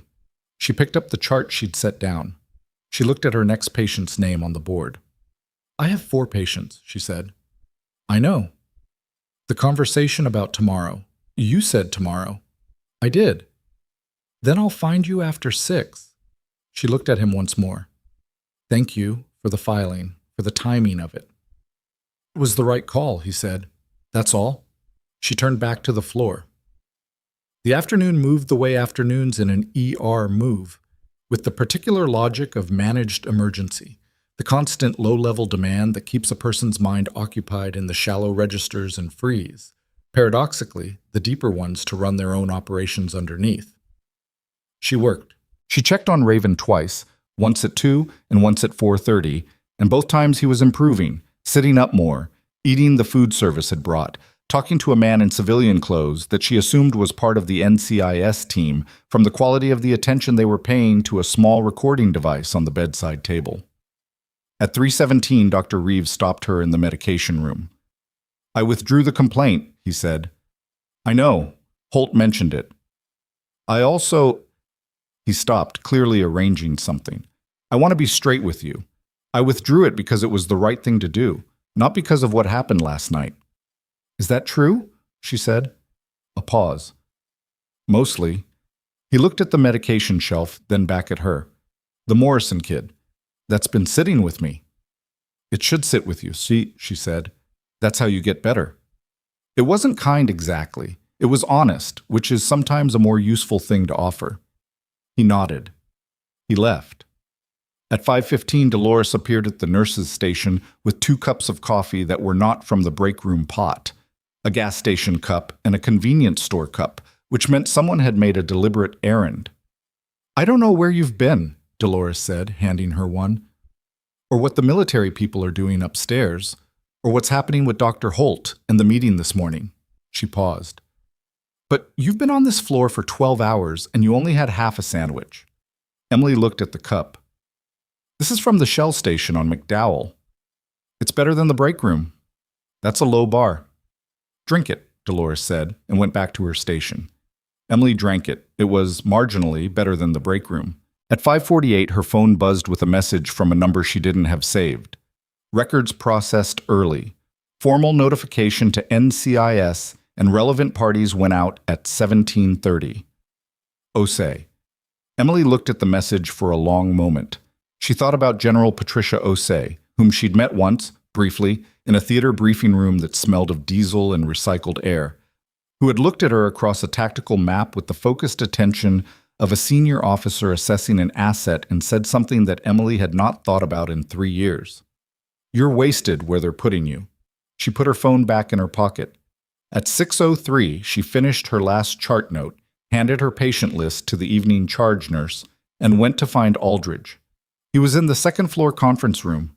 Travers was there, Marlowe was there, and there was someone new, a woman who introduced herself simply as Vasic, Judge Advocate General's Corps, which told Emily that the legal machinery had moved considerably faster than Aldridge had predicted.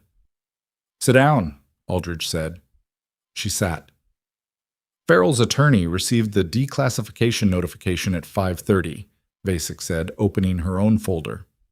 "They've made contact with NCIS, indicating a willingness to discuss cooperation in exchange for consideration on the charges." "She's flipping," Travers said. "She's positioning," Vasic said. "Whether that becomes a flip depends on whether the case against her is as solid as we believe it is, and whether NCIS has appetite for the deal." She looked at Emily. "Your testimony is going to be central to this. Both the medical interventions and the SICU incident this morning will need a formal deposition." "All right," Emily said. "There's something else," Marlowe said from her corner. She had a way of existing in corners that made her feel more present than people at tables. "This morning's events, combined with the declassification, have drawn attention from above both Aldridge's command and my directorate." She paused. "A Senate subcommittee with oversight of Special Operations medical programs has been briefed on the Meridian 7 exposure issue. They've been looking for an entry point into this investigation for 4 months. Raven's extraction and what happened in this hospital last night and today is that entry point." Emily looked at her. "What does that mean practically?" "It means that what started as one soldier in one ER," Marlowe said, "is now a congressional investigation into a classified program that knowingly exposed operators to a documented chemical risk and then managed the fallout through a DIA containment operation." She paused. "It means the people responsible for your unit's operational parameters during the Carmen deployment, the people who classified your record and then used that classification to bury the program's oversight failures, are going to be required to answer for it." The room was quiet. Emily looked at the table. The particular texture of this moment was not what she'd imagined, in the abstract, when she'd imagined something like it. It was less like a door opening and more like a structure she'd been leaning against for 3 years, quietly, finally being identified as load-bearing. "There's one more thing," Aldridge said. She looked up. "The administrator here, his name is Graydon, received a formal call from DOD this afternoon regarding the hospital's emergency medical protocols and the question of who is authorized to perform advanced interventions in military-adjacent trauma cases." He paused. He then called me to ask whether the nurse who performed the needle decompression last night and managed the post-op crisis this morning had the training to justify what she'd done. "What did you tell him?" "I told him she was the most operationally qualified combat medic I'd worked with in 22 years of service," Aldridge said, "and that his hospital was fortunate she'd stayed." He held her gaze. "He's going to want to talk to you about formalizing your role here with the appropriate acknowledgement of your actual training level rather than your current title." Emily looked at the window. The evening outside was coming on, the desert hour when the light shifts from assault to something almost generous, the hard edges of the day beginning to soften. She thought about what Raven had said the previous night. "You didn't hesitate. That's not a trait you can fake." She thought about Dolores handing her a gas station coffee with the matter-of-fact care of someone who'd been watching out for her in small ways for 3 years without making an occasion of it. She thought about the patient in Bay 4 this afternoon, a 22-year-old with a leg fracture from a cycling accident, genuinely frightened, who'd held on to her wrist when she was leaving the bay and said, "Are you coming back?" And she'd said yes and come back. "Tell Graydon I'll meet with him," she said. Aldridge nodded. She stood. She was almost to the door when Vasek said, "Ms. Carter, one logistical question. For the deposition, is there anything in your record, now that it's been declassified, that you'd like counsel to review before we proceed?" Emily stopped. She thought about this carefully because it was a careful question. "The Carmen operation," she said. "There are aspects of the command decision-making on that deployment that I'd want to be sure are accurately represented before I speak to them on record." "Can you be more specific?" Vasek said. "The order to hold position that came down at 0300, Emily said. "From a command-level authority. The order that, if followed, would have left 16 people in a building that was going to be destroyed." She paused. "I didn't follow it." The room was very still. "That decision," Emily said, "is the reason I have a classified record that somebody felt needed burying, and it's the reason I left and came here and have spent 3 years being a nurse that people looked through like furniture." She looked at Vasek. "I'd like that context to be in the record. All of it." Vasek held her gaze for a moment, then made a note. "Understood," she said. Emily left the room. She was in the elevator going down when her pager buzzed. She looked at it. The ER floor, Bay 2. A note from the evening charge nurse. "New intake, pediatric respiratory distress, requesting senior nursing assessment." She hit the lobby button. The doors opened. She walked fast toward the ER, and she was 20 feet from the bay when she saw, standing near the nurses' station, a face she hadn't expected to see until tomorrow. Administrator Graydon.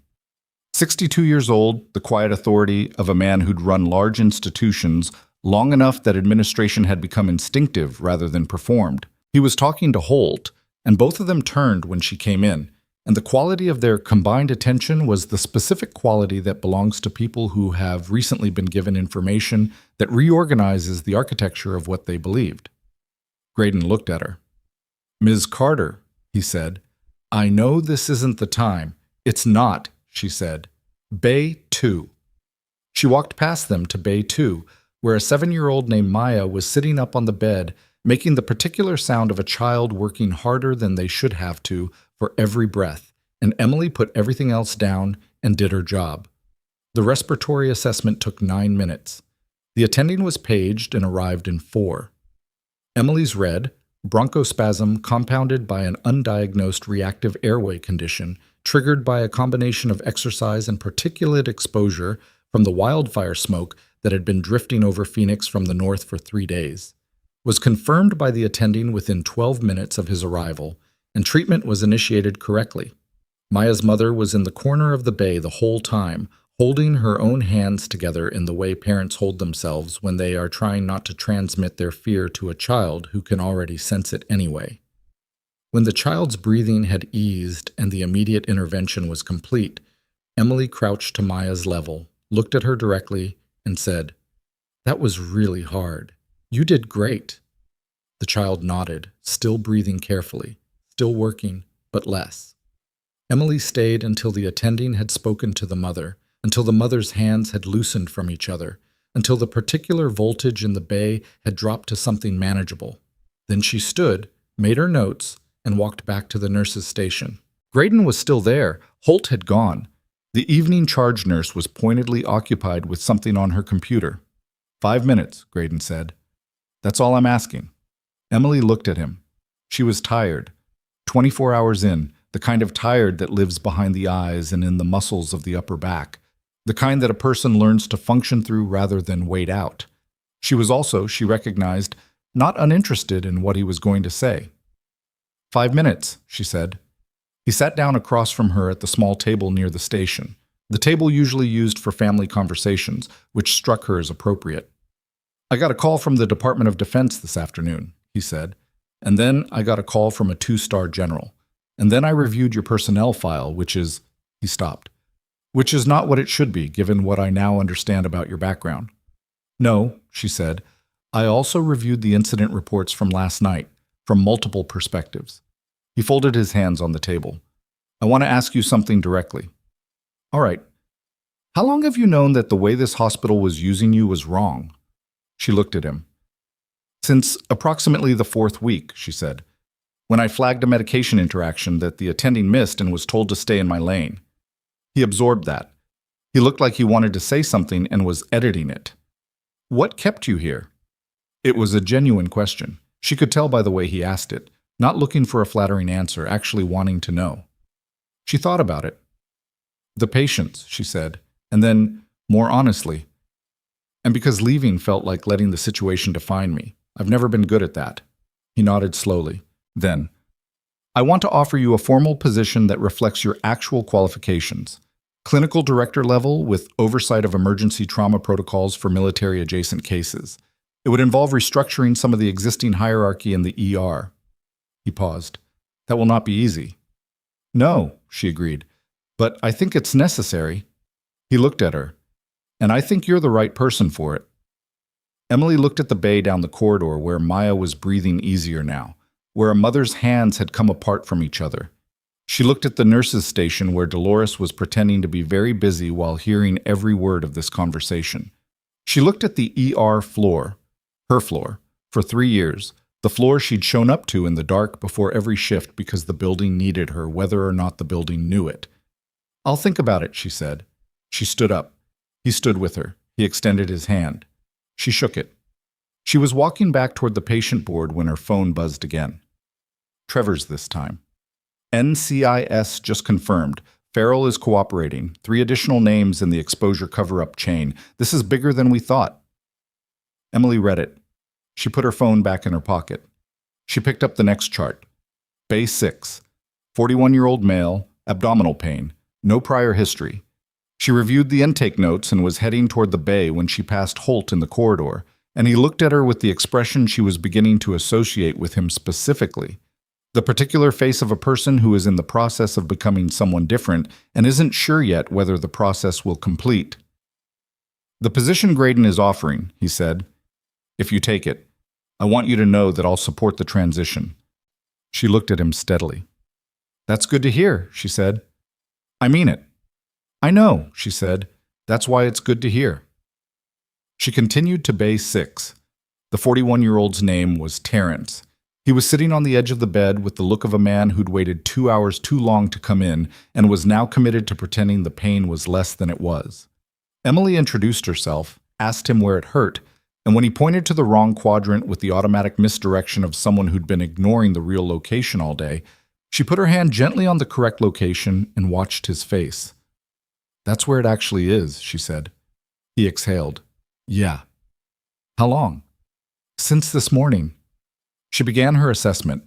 She was 6 minutes in when the double doors at the end of the corridor opened and a man she'd never seen before walked through them.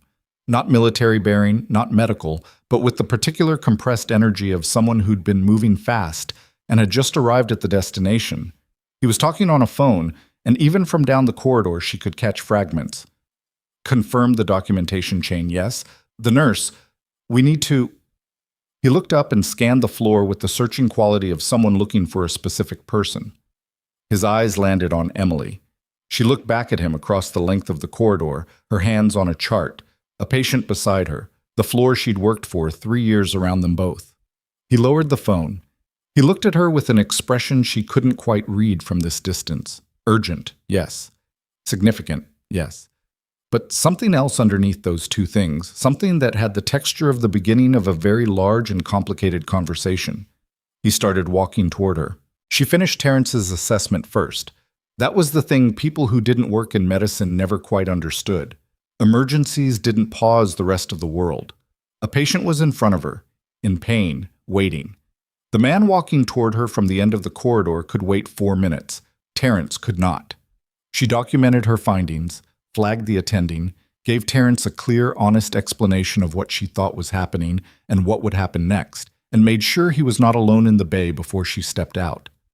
Then she walked toward the man who'd been waiting in the middle of the corridor with his phone at his side, and an expression that had settled during those 4 minutes from urgency into something more considered.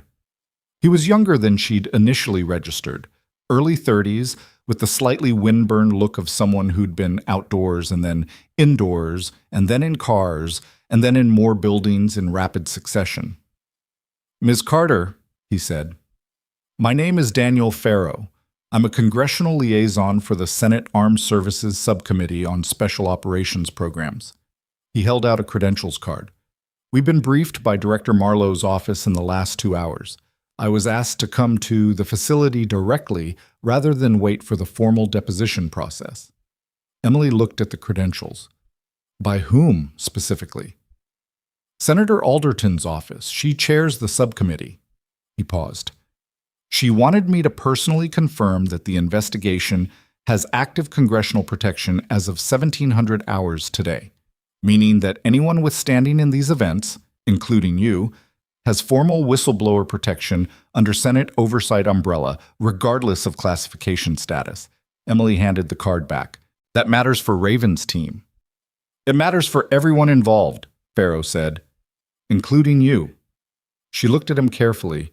He had the quality of someone who was genuinely trying to be useful rather than performing urgency, which she found she trusted marginally more than the alternative.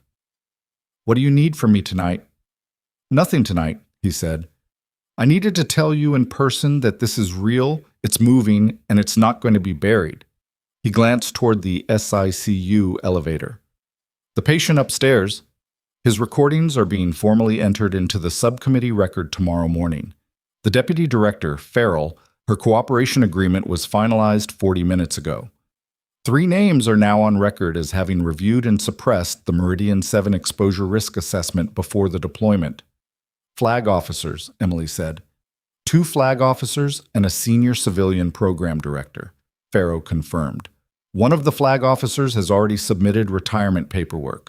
That's not going to be sufficient." He said it without drama, just as a statement of institutional fact. The subcommittee is not interested in retirement as accountability. Emily nodded. She thought about the 3 men who hadn't made it back from Raven's team. She thought about the exposure risk assessment sitting classified in a file while the people it concerned were briefed on a mission without it. "Is there anything else?" she said. "One thing." He reached into his jacket and produced an envelope, sealed with a Senate seal on the front and her name on the outside in printed type. "From Senator Alderton. She asked me to deliver it personally." Emily took the envelope. She didn't open it. "Thank you, Mr. Farrow." "Thank you," he said. And he meant it in the specific way that people mean things when they're speaking for more people than themselves.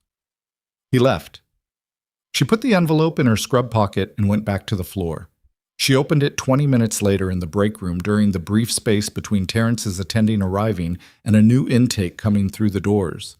The letter was 1 page, handwritten on Senate stationery in the practical script of someone who wrote quickly. "Ms. Carter, I won't pretend I know the full weight of what you've been carrying or how long you've been carrying it. What I know is what I was briefed on today, and what I was briefed on made me angry in the specific way that this job sometimes still makes me angry, which I consider useful. The record will be corrected. The people responsible for what was done to your unit and to you will answer for it in a public forum, and the work you did last night, all of it, will be part of the documented reason why. I hope that means something. E. Alderton." Emily folded the letter. She put it back in the envelope. She thought about the specific way that this job sometimes still makes me angry, which I consider useful, and something in her chest that had been held tight for a very long time released another increment. She went back to work. The next 72 hours moved with the particular intensity of events that have been building for a long time and are now resolving at institutional speed, which is faster than people expect and slower than they want. Emily worked her shifts. She gave her formal deposition to NCIS on the second day. 4 hours in a conference room with 2 investigators and a JAG attorney and a recording device, during which she said everything she'd told Vasek she would say, including the Karman order and the decision she'd made and what happened because she made it. She said it clearly and without qualification and without apology because it was the truth, and the truth was what the record needed. On the 3rd day, the declassification was formally complete. Travers texted her a single line. "It's in the system, all of it." She was standing at the nurse's station when she read it. She stood there for a moment looking at the words. Then she put her phone down and picked up the next chart, because the floor didn't stop for personal milestones any more than it stopped for anything else. But something had shifted. She felt it in the small ways, in the way Salas nodded at her in the SICU corridor with the specific nod that belongs to professional equals rather than professional adjacents. In the way the evening charge nurse stopped talking when Emily flagged a concern and started writing it down. In the way the new surgical resident asked her, hesitantly, if she would look at a chest film with him because something looked off and he wasn't sure what. And she looked at it and told him what it was and walked him through the reasoning, and he listened with the full attention of someone receiving information rather than humoring a hierarchy. These were small things. They were also not small. Raven was discharged on the 4th day. Emily was on shift when it happened, and she didn't find out until she saw him, standing at the nurse's station, in civilian clothes that fit slightly wrong in the way that clothes fit when they've been retrieved from a bag that someone else packed for an emergency, with Trevor's beside him and a discharge packet in his hand. He looked substantially better, still moving carefully, still protecting his left side, but his color was right and his eyes were doing what they'd been doing when they were at their best, tracking everything, settling on what mattered. He waited until she finished with the patient she was with. She appreciated that. "You're cleared," she said when she reached him. "Outpatient recovery. They want me back in a week for follow-up." He paused. "Dr. Salas said to tell you the Cascade protocol is being flagged for formal military medical review. She filed it with the JSOC medical board." "Good," Emily said. She also said, and I'm quoting, "Tell Carter she should have been doing this at a different level a long time ago." Salas is right about most things. Raven looked at her steadily. The quality of his attention was the same as it had been from the hospital bed. Focused, direct, without performance. "How are you doing, actually?" She considered giving the reflexive answer and didn't. It's a lot to process. The deposition, the declassification, what's coming next. She paused. "But I'm okay, actually." He nodded. He looked down at the discharge packet, then back at her. "The 3 people from my team in San Antonio. I spoke to them yesterday. They know what you did. Not just the medical stuff, but flagging them to Marlowe." He paused. "Morrison, Yates, Delacroix. Those are their names. They wanted you to know them." She absorbed that. "I'm glad they're okay." "They're not all the way okay," he said honestly. 2 of them have significant blast injuries. Morrison lost part of her hearing, but they're alive and they're informed and they're going to testify." He held her gaze.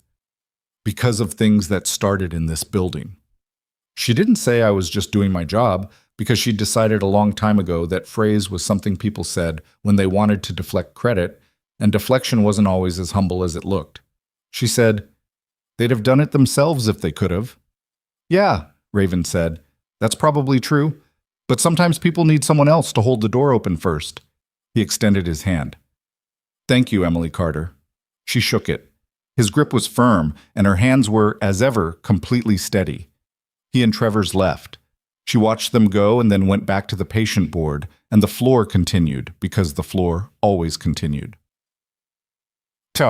6 weeks later, Ravenwood Military Medical Center's main corridor had a new addition to the wall near the east entrance, a dedicated panel that the administration had quietly approved after a process that involved Graydon and Aldridge, and several conversations Emily had not been present for. It was not a portrait or a plaque in the traditional sense. It was a framed document, a formal commendation from JSOC, countersigned by General Osei, recognizing a specific series of actions over a specific 12-hour period at this facility. The name on the document was Emily Carter. She walked past it every morning on her way to the new office that came with the clinical director title she'd accepted 3 weeks after Graydon's 5-minute conversation at the nursing station table. She didn't stop and read it on those mornings.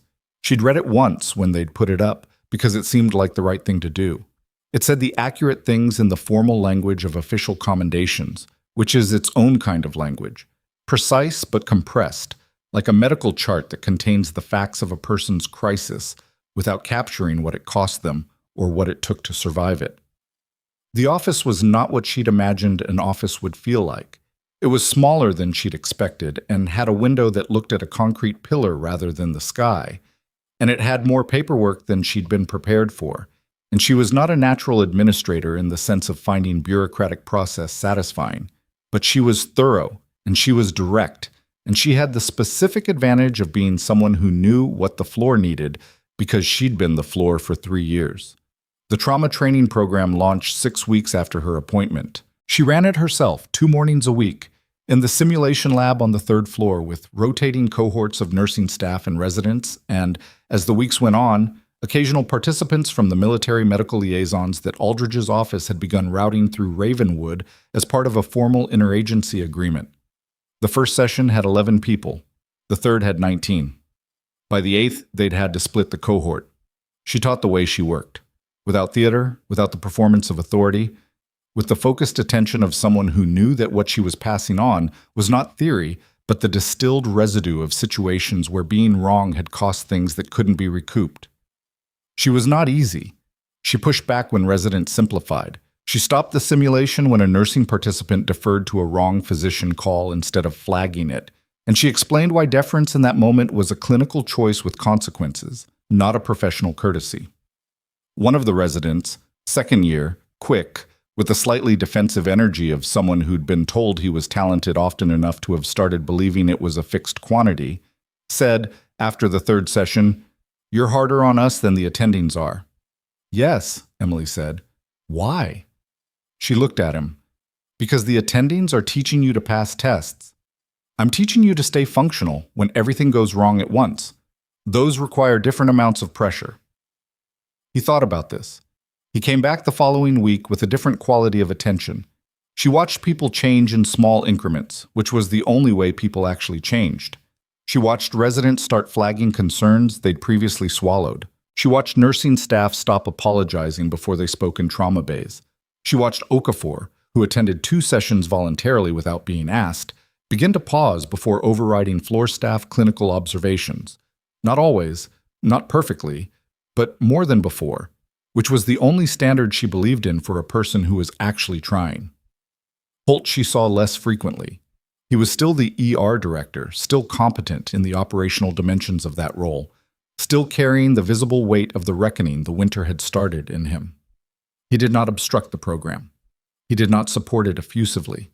He attended 1 session, sat in the back, asked no questions, and left without speaking to her. The following week, he sent an internal email to all ER physicians recommending participation in the simulation program as a professional development priority.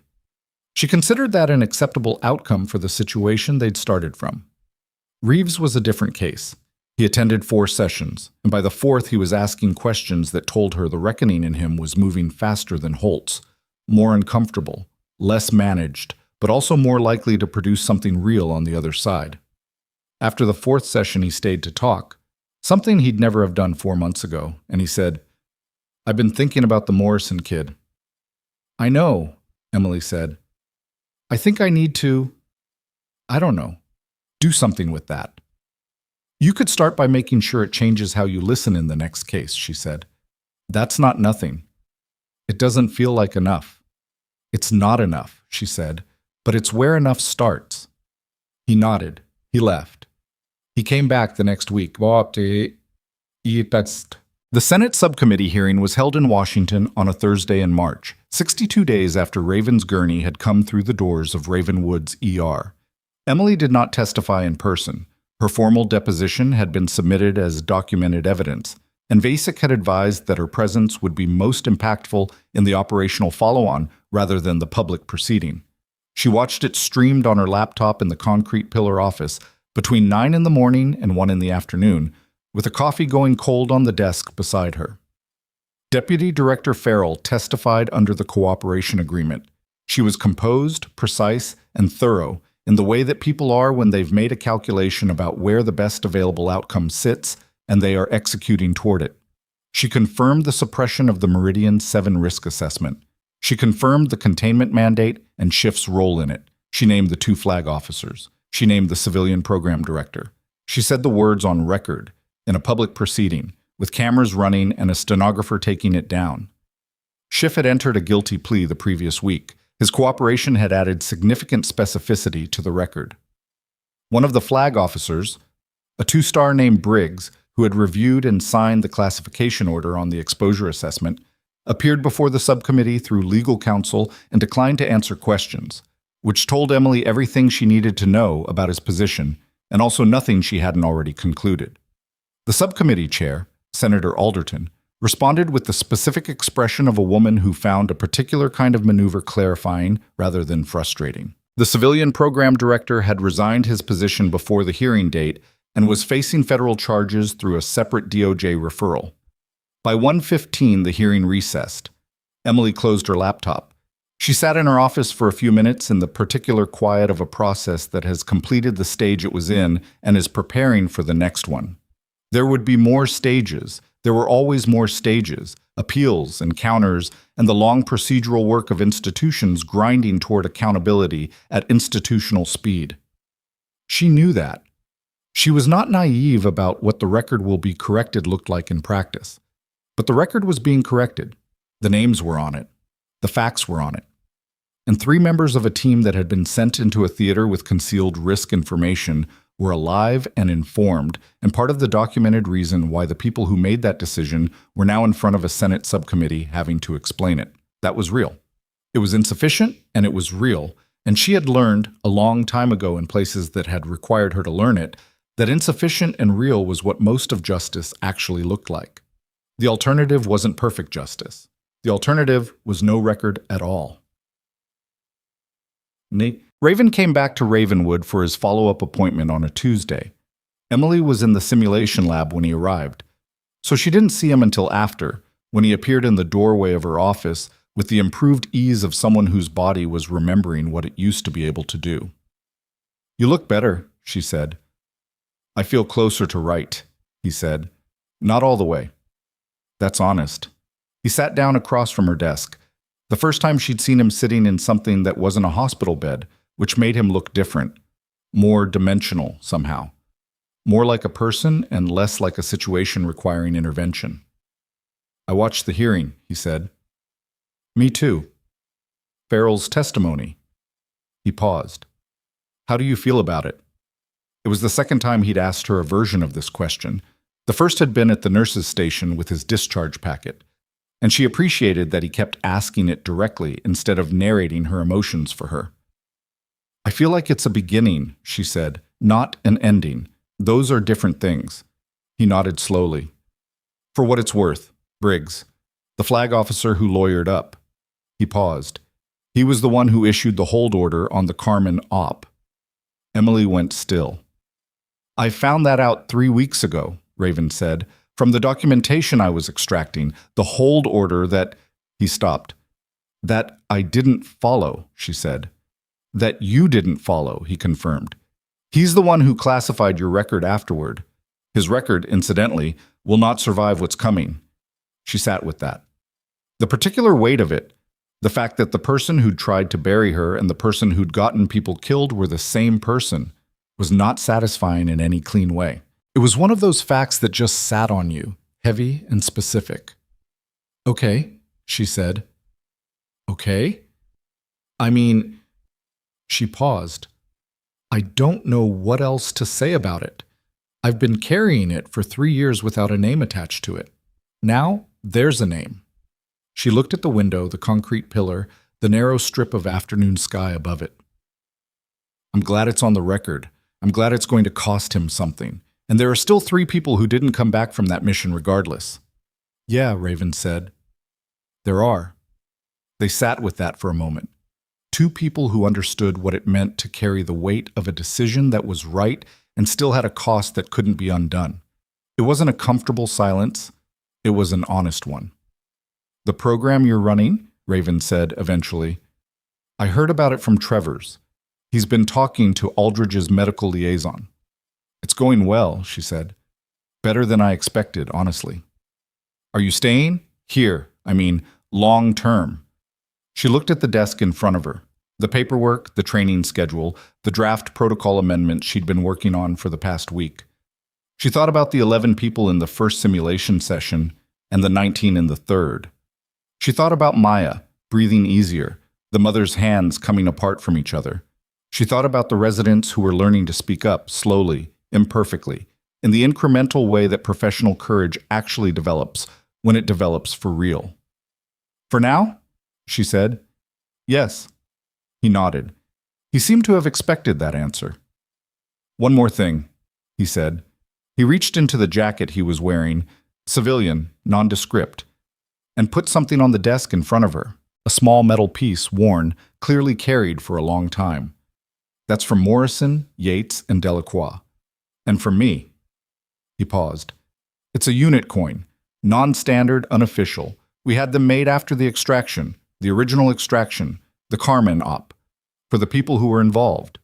He looked at it. There were supposed to be more people to give them to.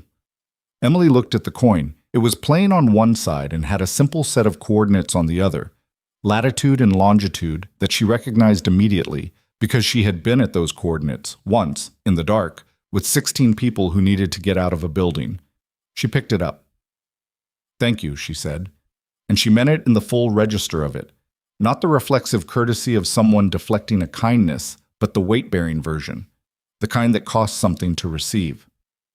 He left 20 minutes later, and she sat at her desk with the coin in her hand and the afternoon coming in over the concrete pillar, and thought about what it means to live inside a gap between who you are and who the record says you are, for 3 years, and to go on doing the work anyway. She thought it probably meant something about stubbornness. She thought it meant something about the specific human capacity to continue performing your function when the institution around you has failed to see that function clearly. She didn't think it made her exceptional. She thought it made her like a lot of people who showed up to difficult jobs every day without the acknowledgement they'd earned, in hospitals and schools and places where the work was invisible until something went wrong and suddenly someone needed it urgently. What had changed wasn't her. She was the same person who'd walked into Ravenwood 3 years ago with a resume that didn't tell the whole truth and a job that didn't use her full capacity. The work had always been there, inside her, waiting to be needed in ways the building was prepared to recognize. What changed was that someone had finally looked. 3 months after the simulation program launched, Graydon approved the budget for a second cohort track, one specifically for military medical liaison staff cycling through the facility. Emily hired 2 instructors to run the parallel sessions. Both were nurses. Neither had titles that reflected what they were actually capable of. She noticed this in the hiring process and made sure the position descriptions were rewritten. On the day the Wall of Honor was updated, a formal edition, processed through the hospital's recognition committee, with Raven's name and the names of his team in one section and a second section recognizing a series of clinical actions on a specific night in January, Dolores found Emily in the hallway outside the simulation lab and handed her a coffee that was not from the break room pot. "From the Shell station," Dolores said. "Dolores," Emily said, you don't have to." "I know I don't have to," Dolores said. "Drink it." Emily drank it. "It's on the wall," Dolores said, not making a production of it, just saying it. "I know." "How does it feel?" Emily thought about this honestly, in the way she tried to think about things that deserved honesty. "Accurate," she said. "It feels accurate, which is—" She paused. "That's the thing I didn't know I needed, not the recognition, the accuracy." Dolores looked at her with the expression of a woman who had been a nurse for 22 years and had seen a lot of things and was not generally surprised by the ways people surprised her, but was occasionally moved. "Yeah," Dolores said. "That's the thing, isn't it?" They stood in the hallway together for a moment, 2 women in a building full of people trying to keep other people alive, with bad coffee and a lot of work still ahead and a wall down the corridor that said, in formal language, that one of them had been doing something significant all along. Emily finished the coffee. She went back to work. The floor was busy. It was always busy. Bay 3 needed assessment. The simulation lab had a session starting in 40 minutes. And somewhere in the building, a patient was probably about to need something that would require someone to be paying the right kind of attention at the right time. She walked toward Bay 3, past the nursing station, past the residents learning to speak up, past the corridor where she'd once stood with her hands steady and her name unknown, doing the work of a person the record hadn't caught up to yet. The record had caught up.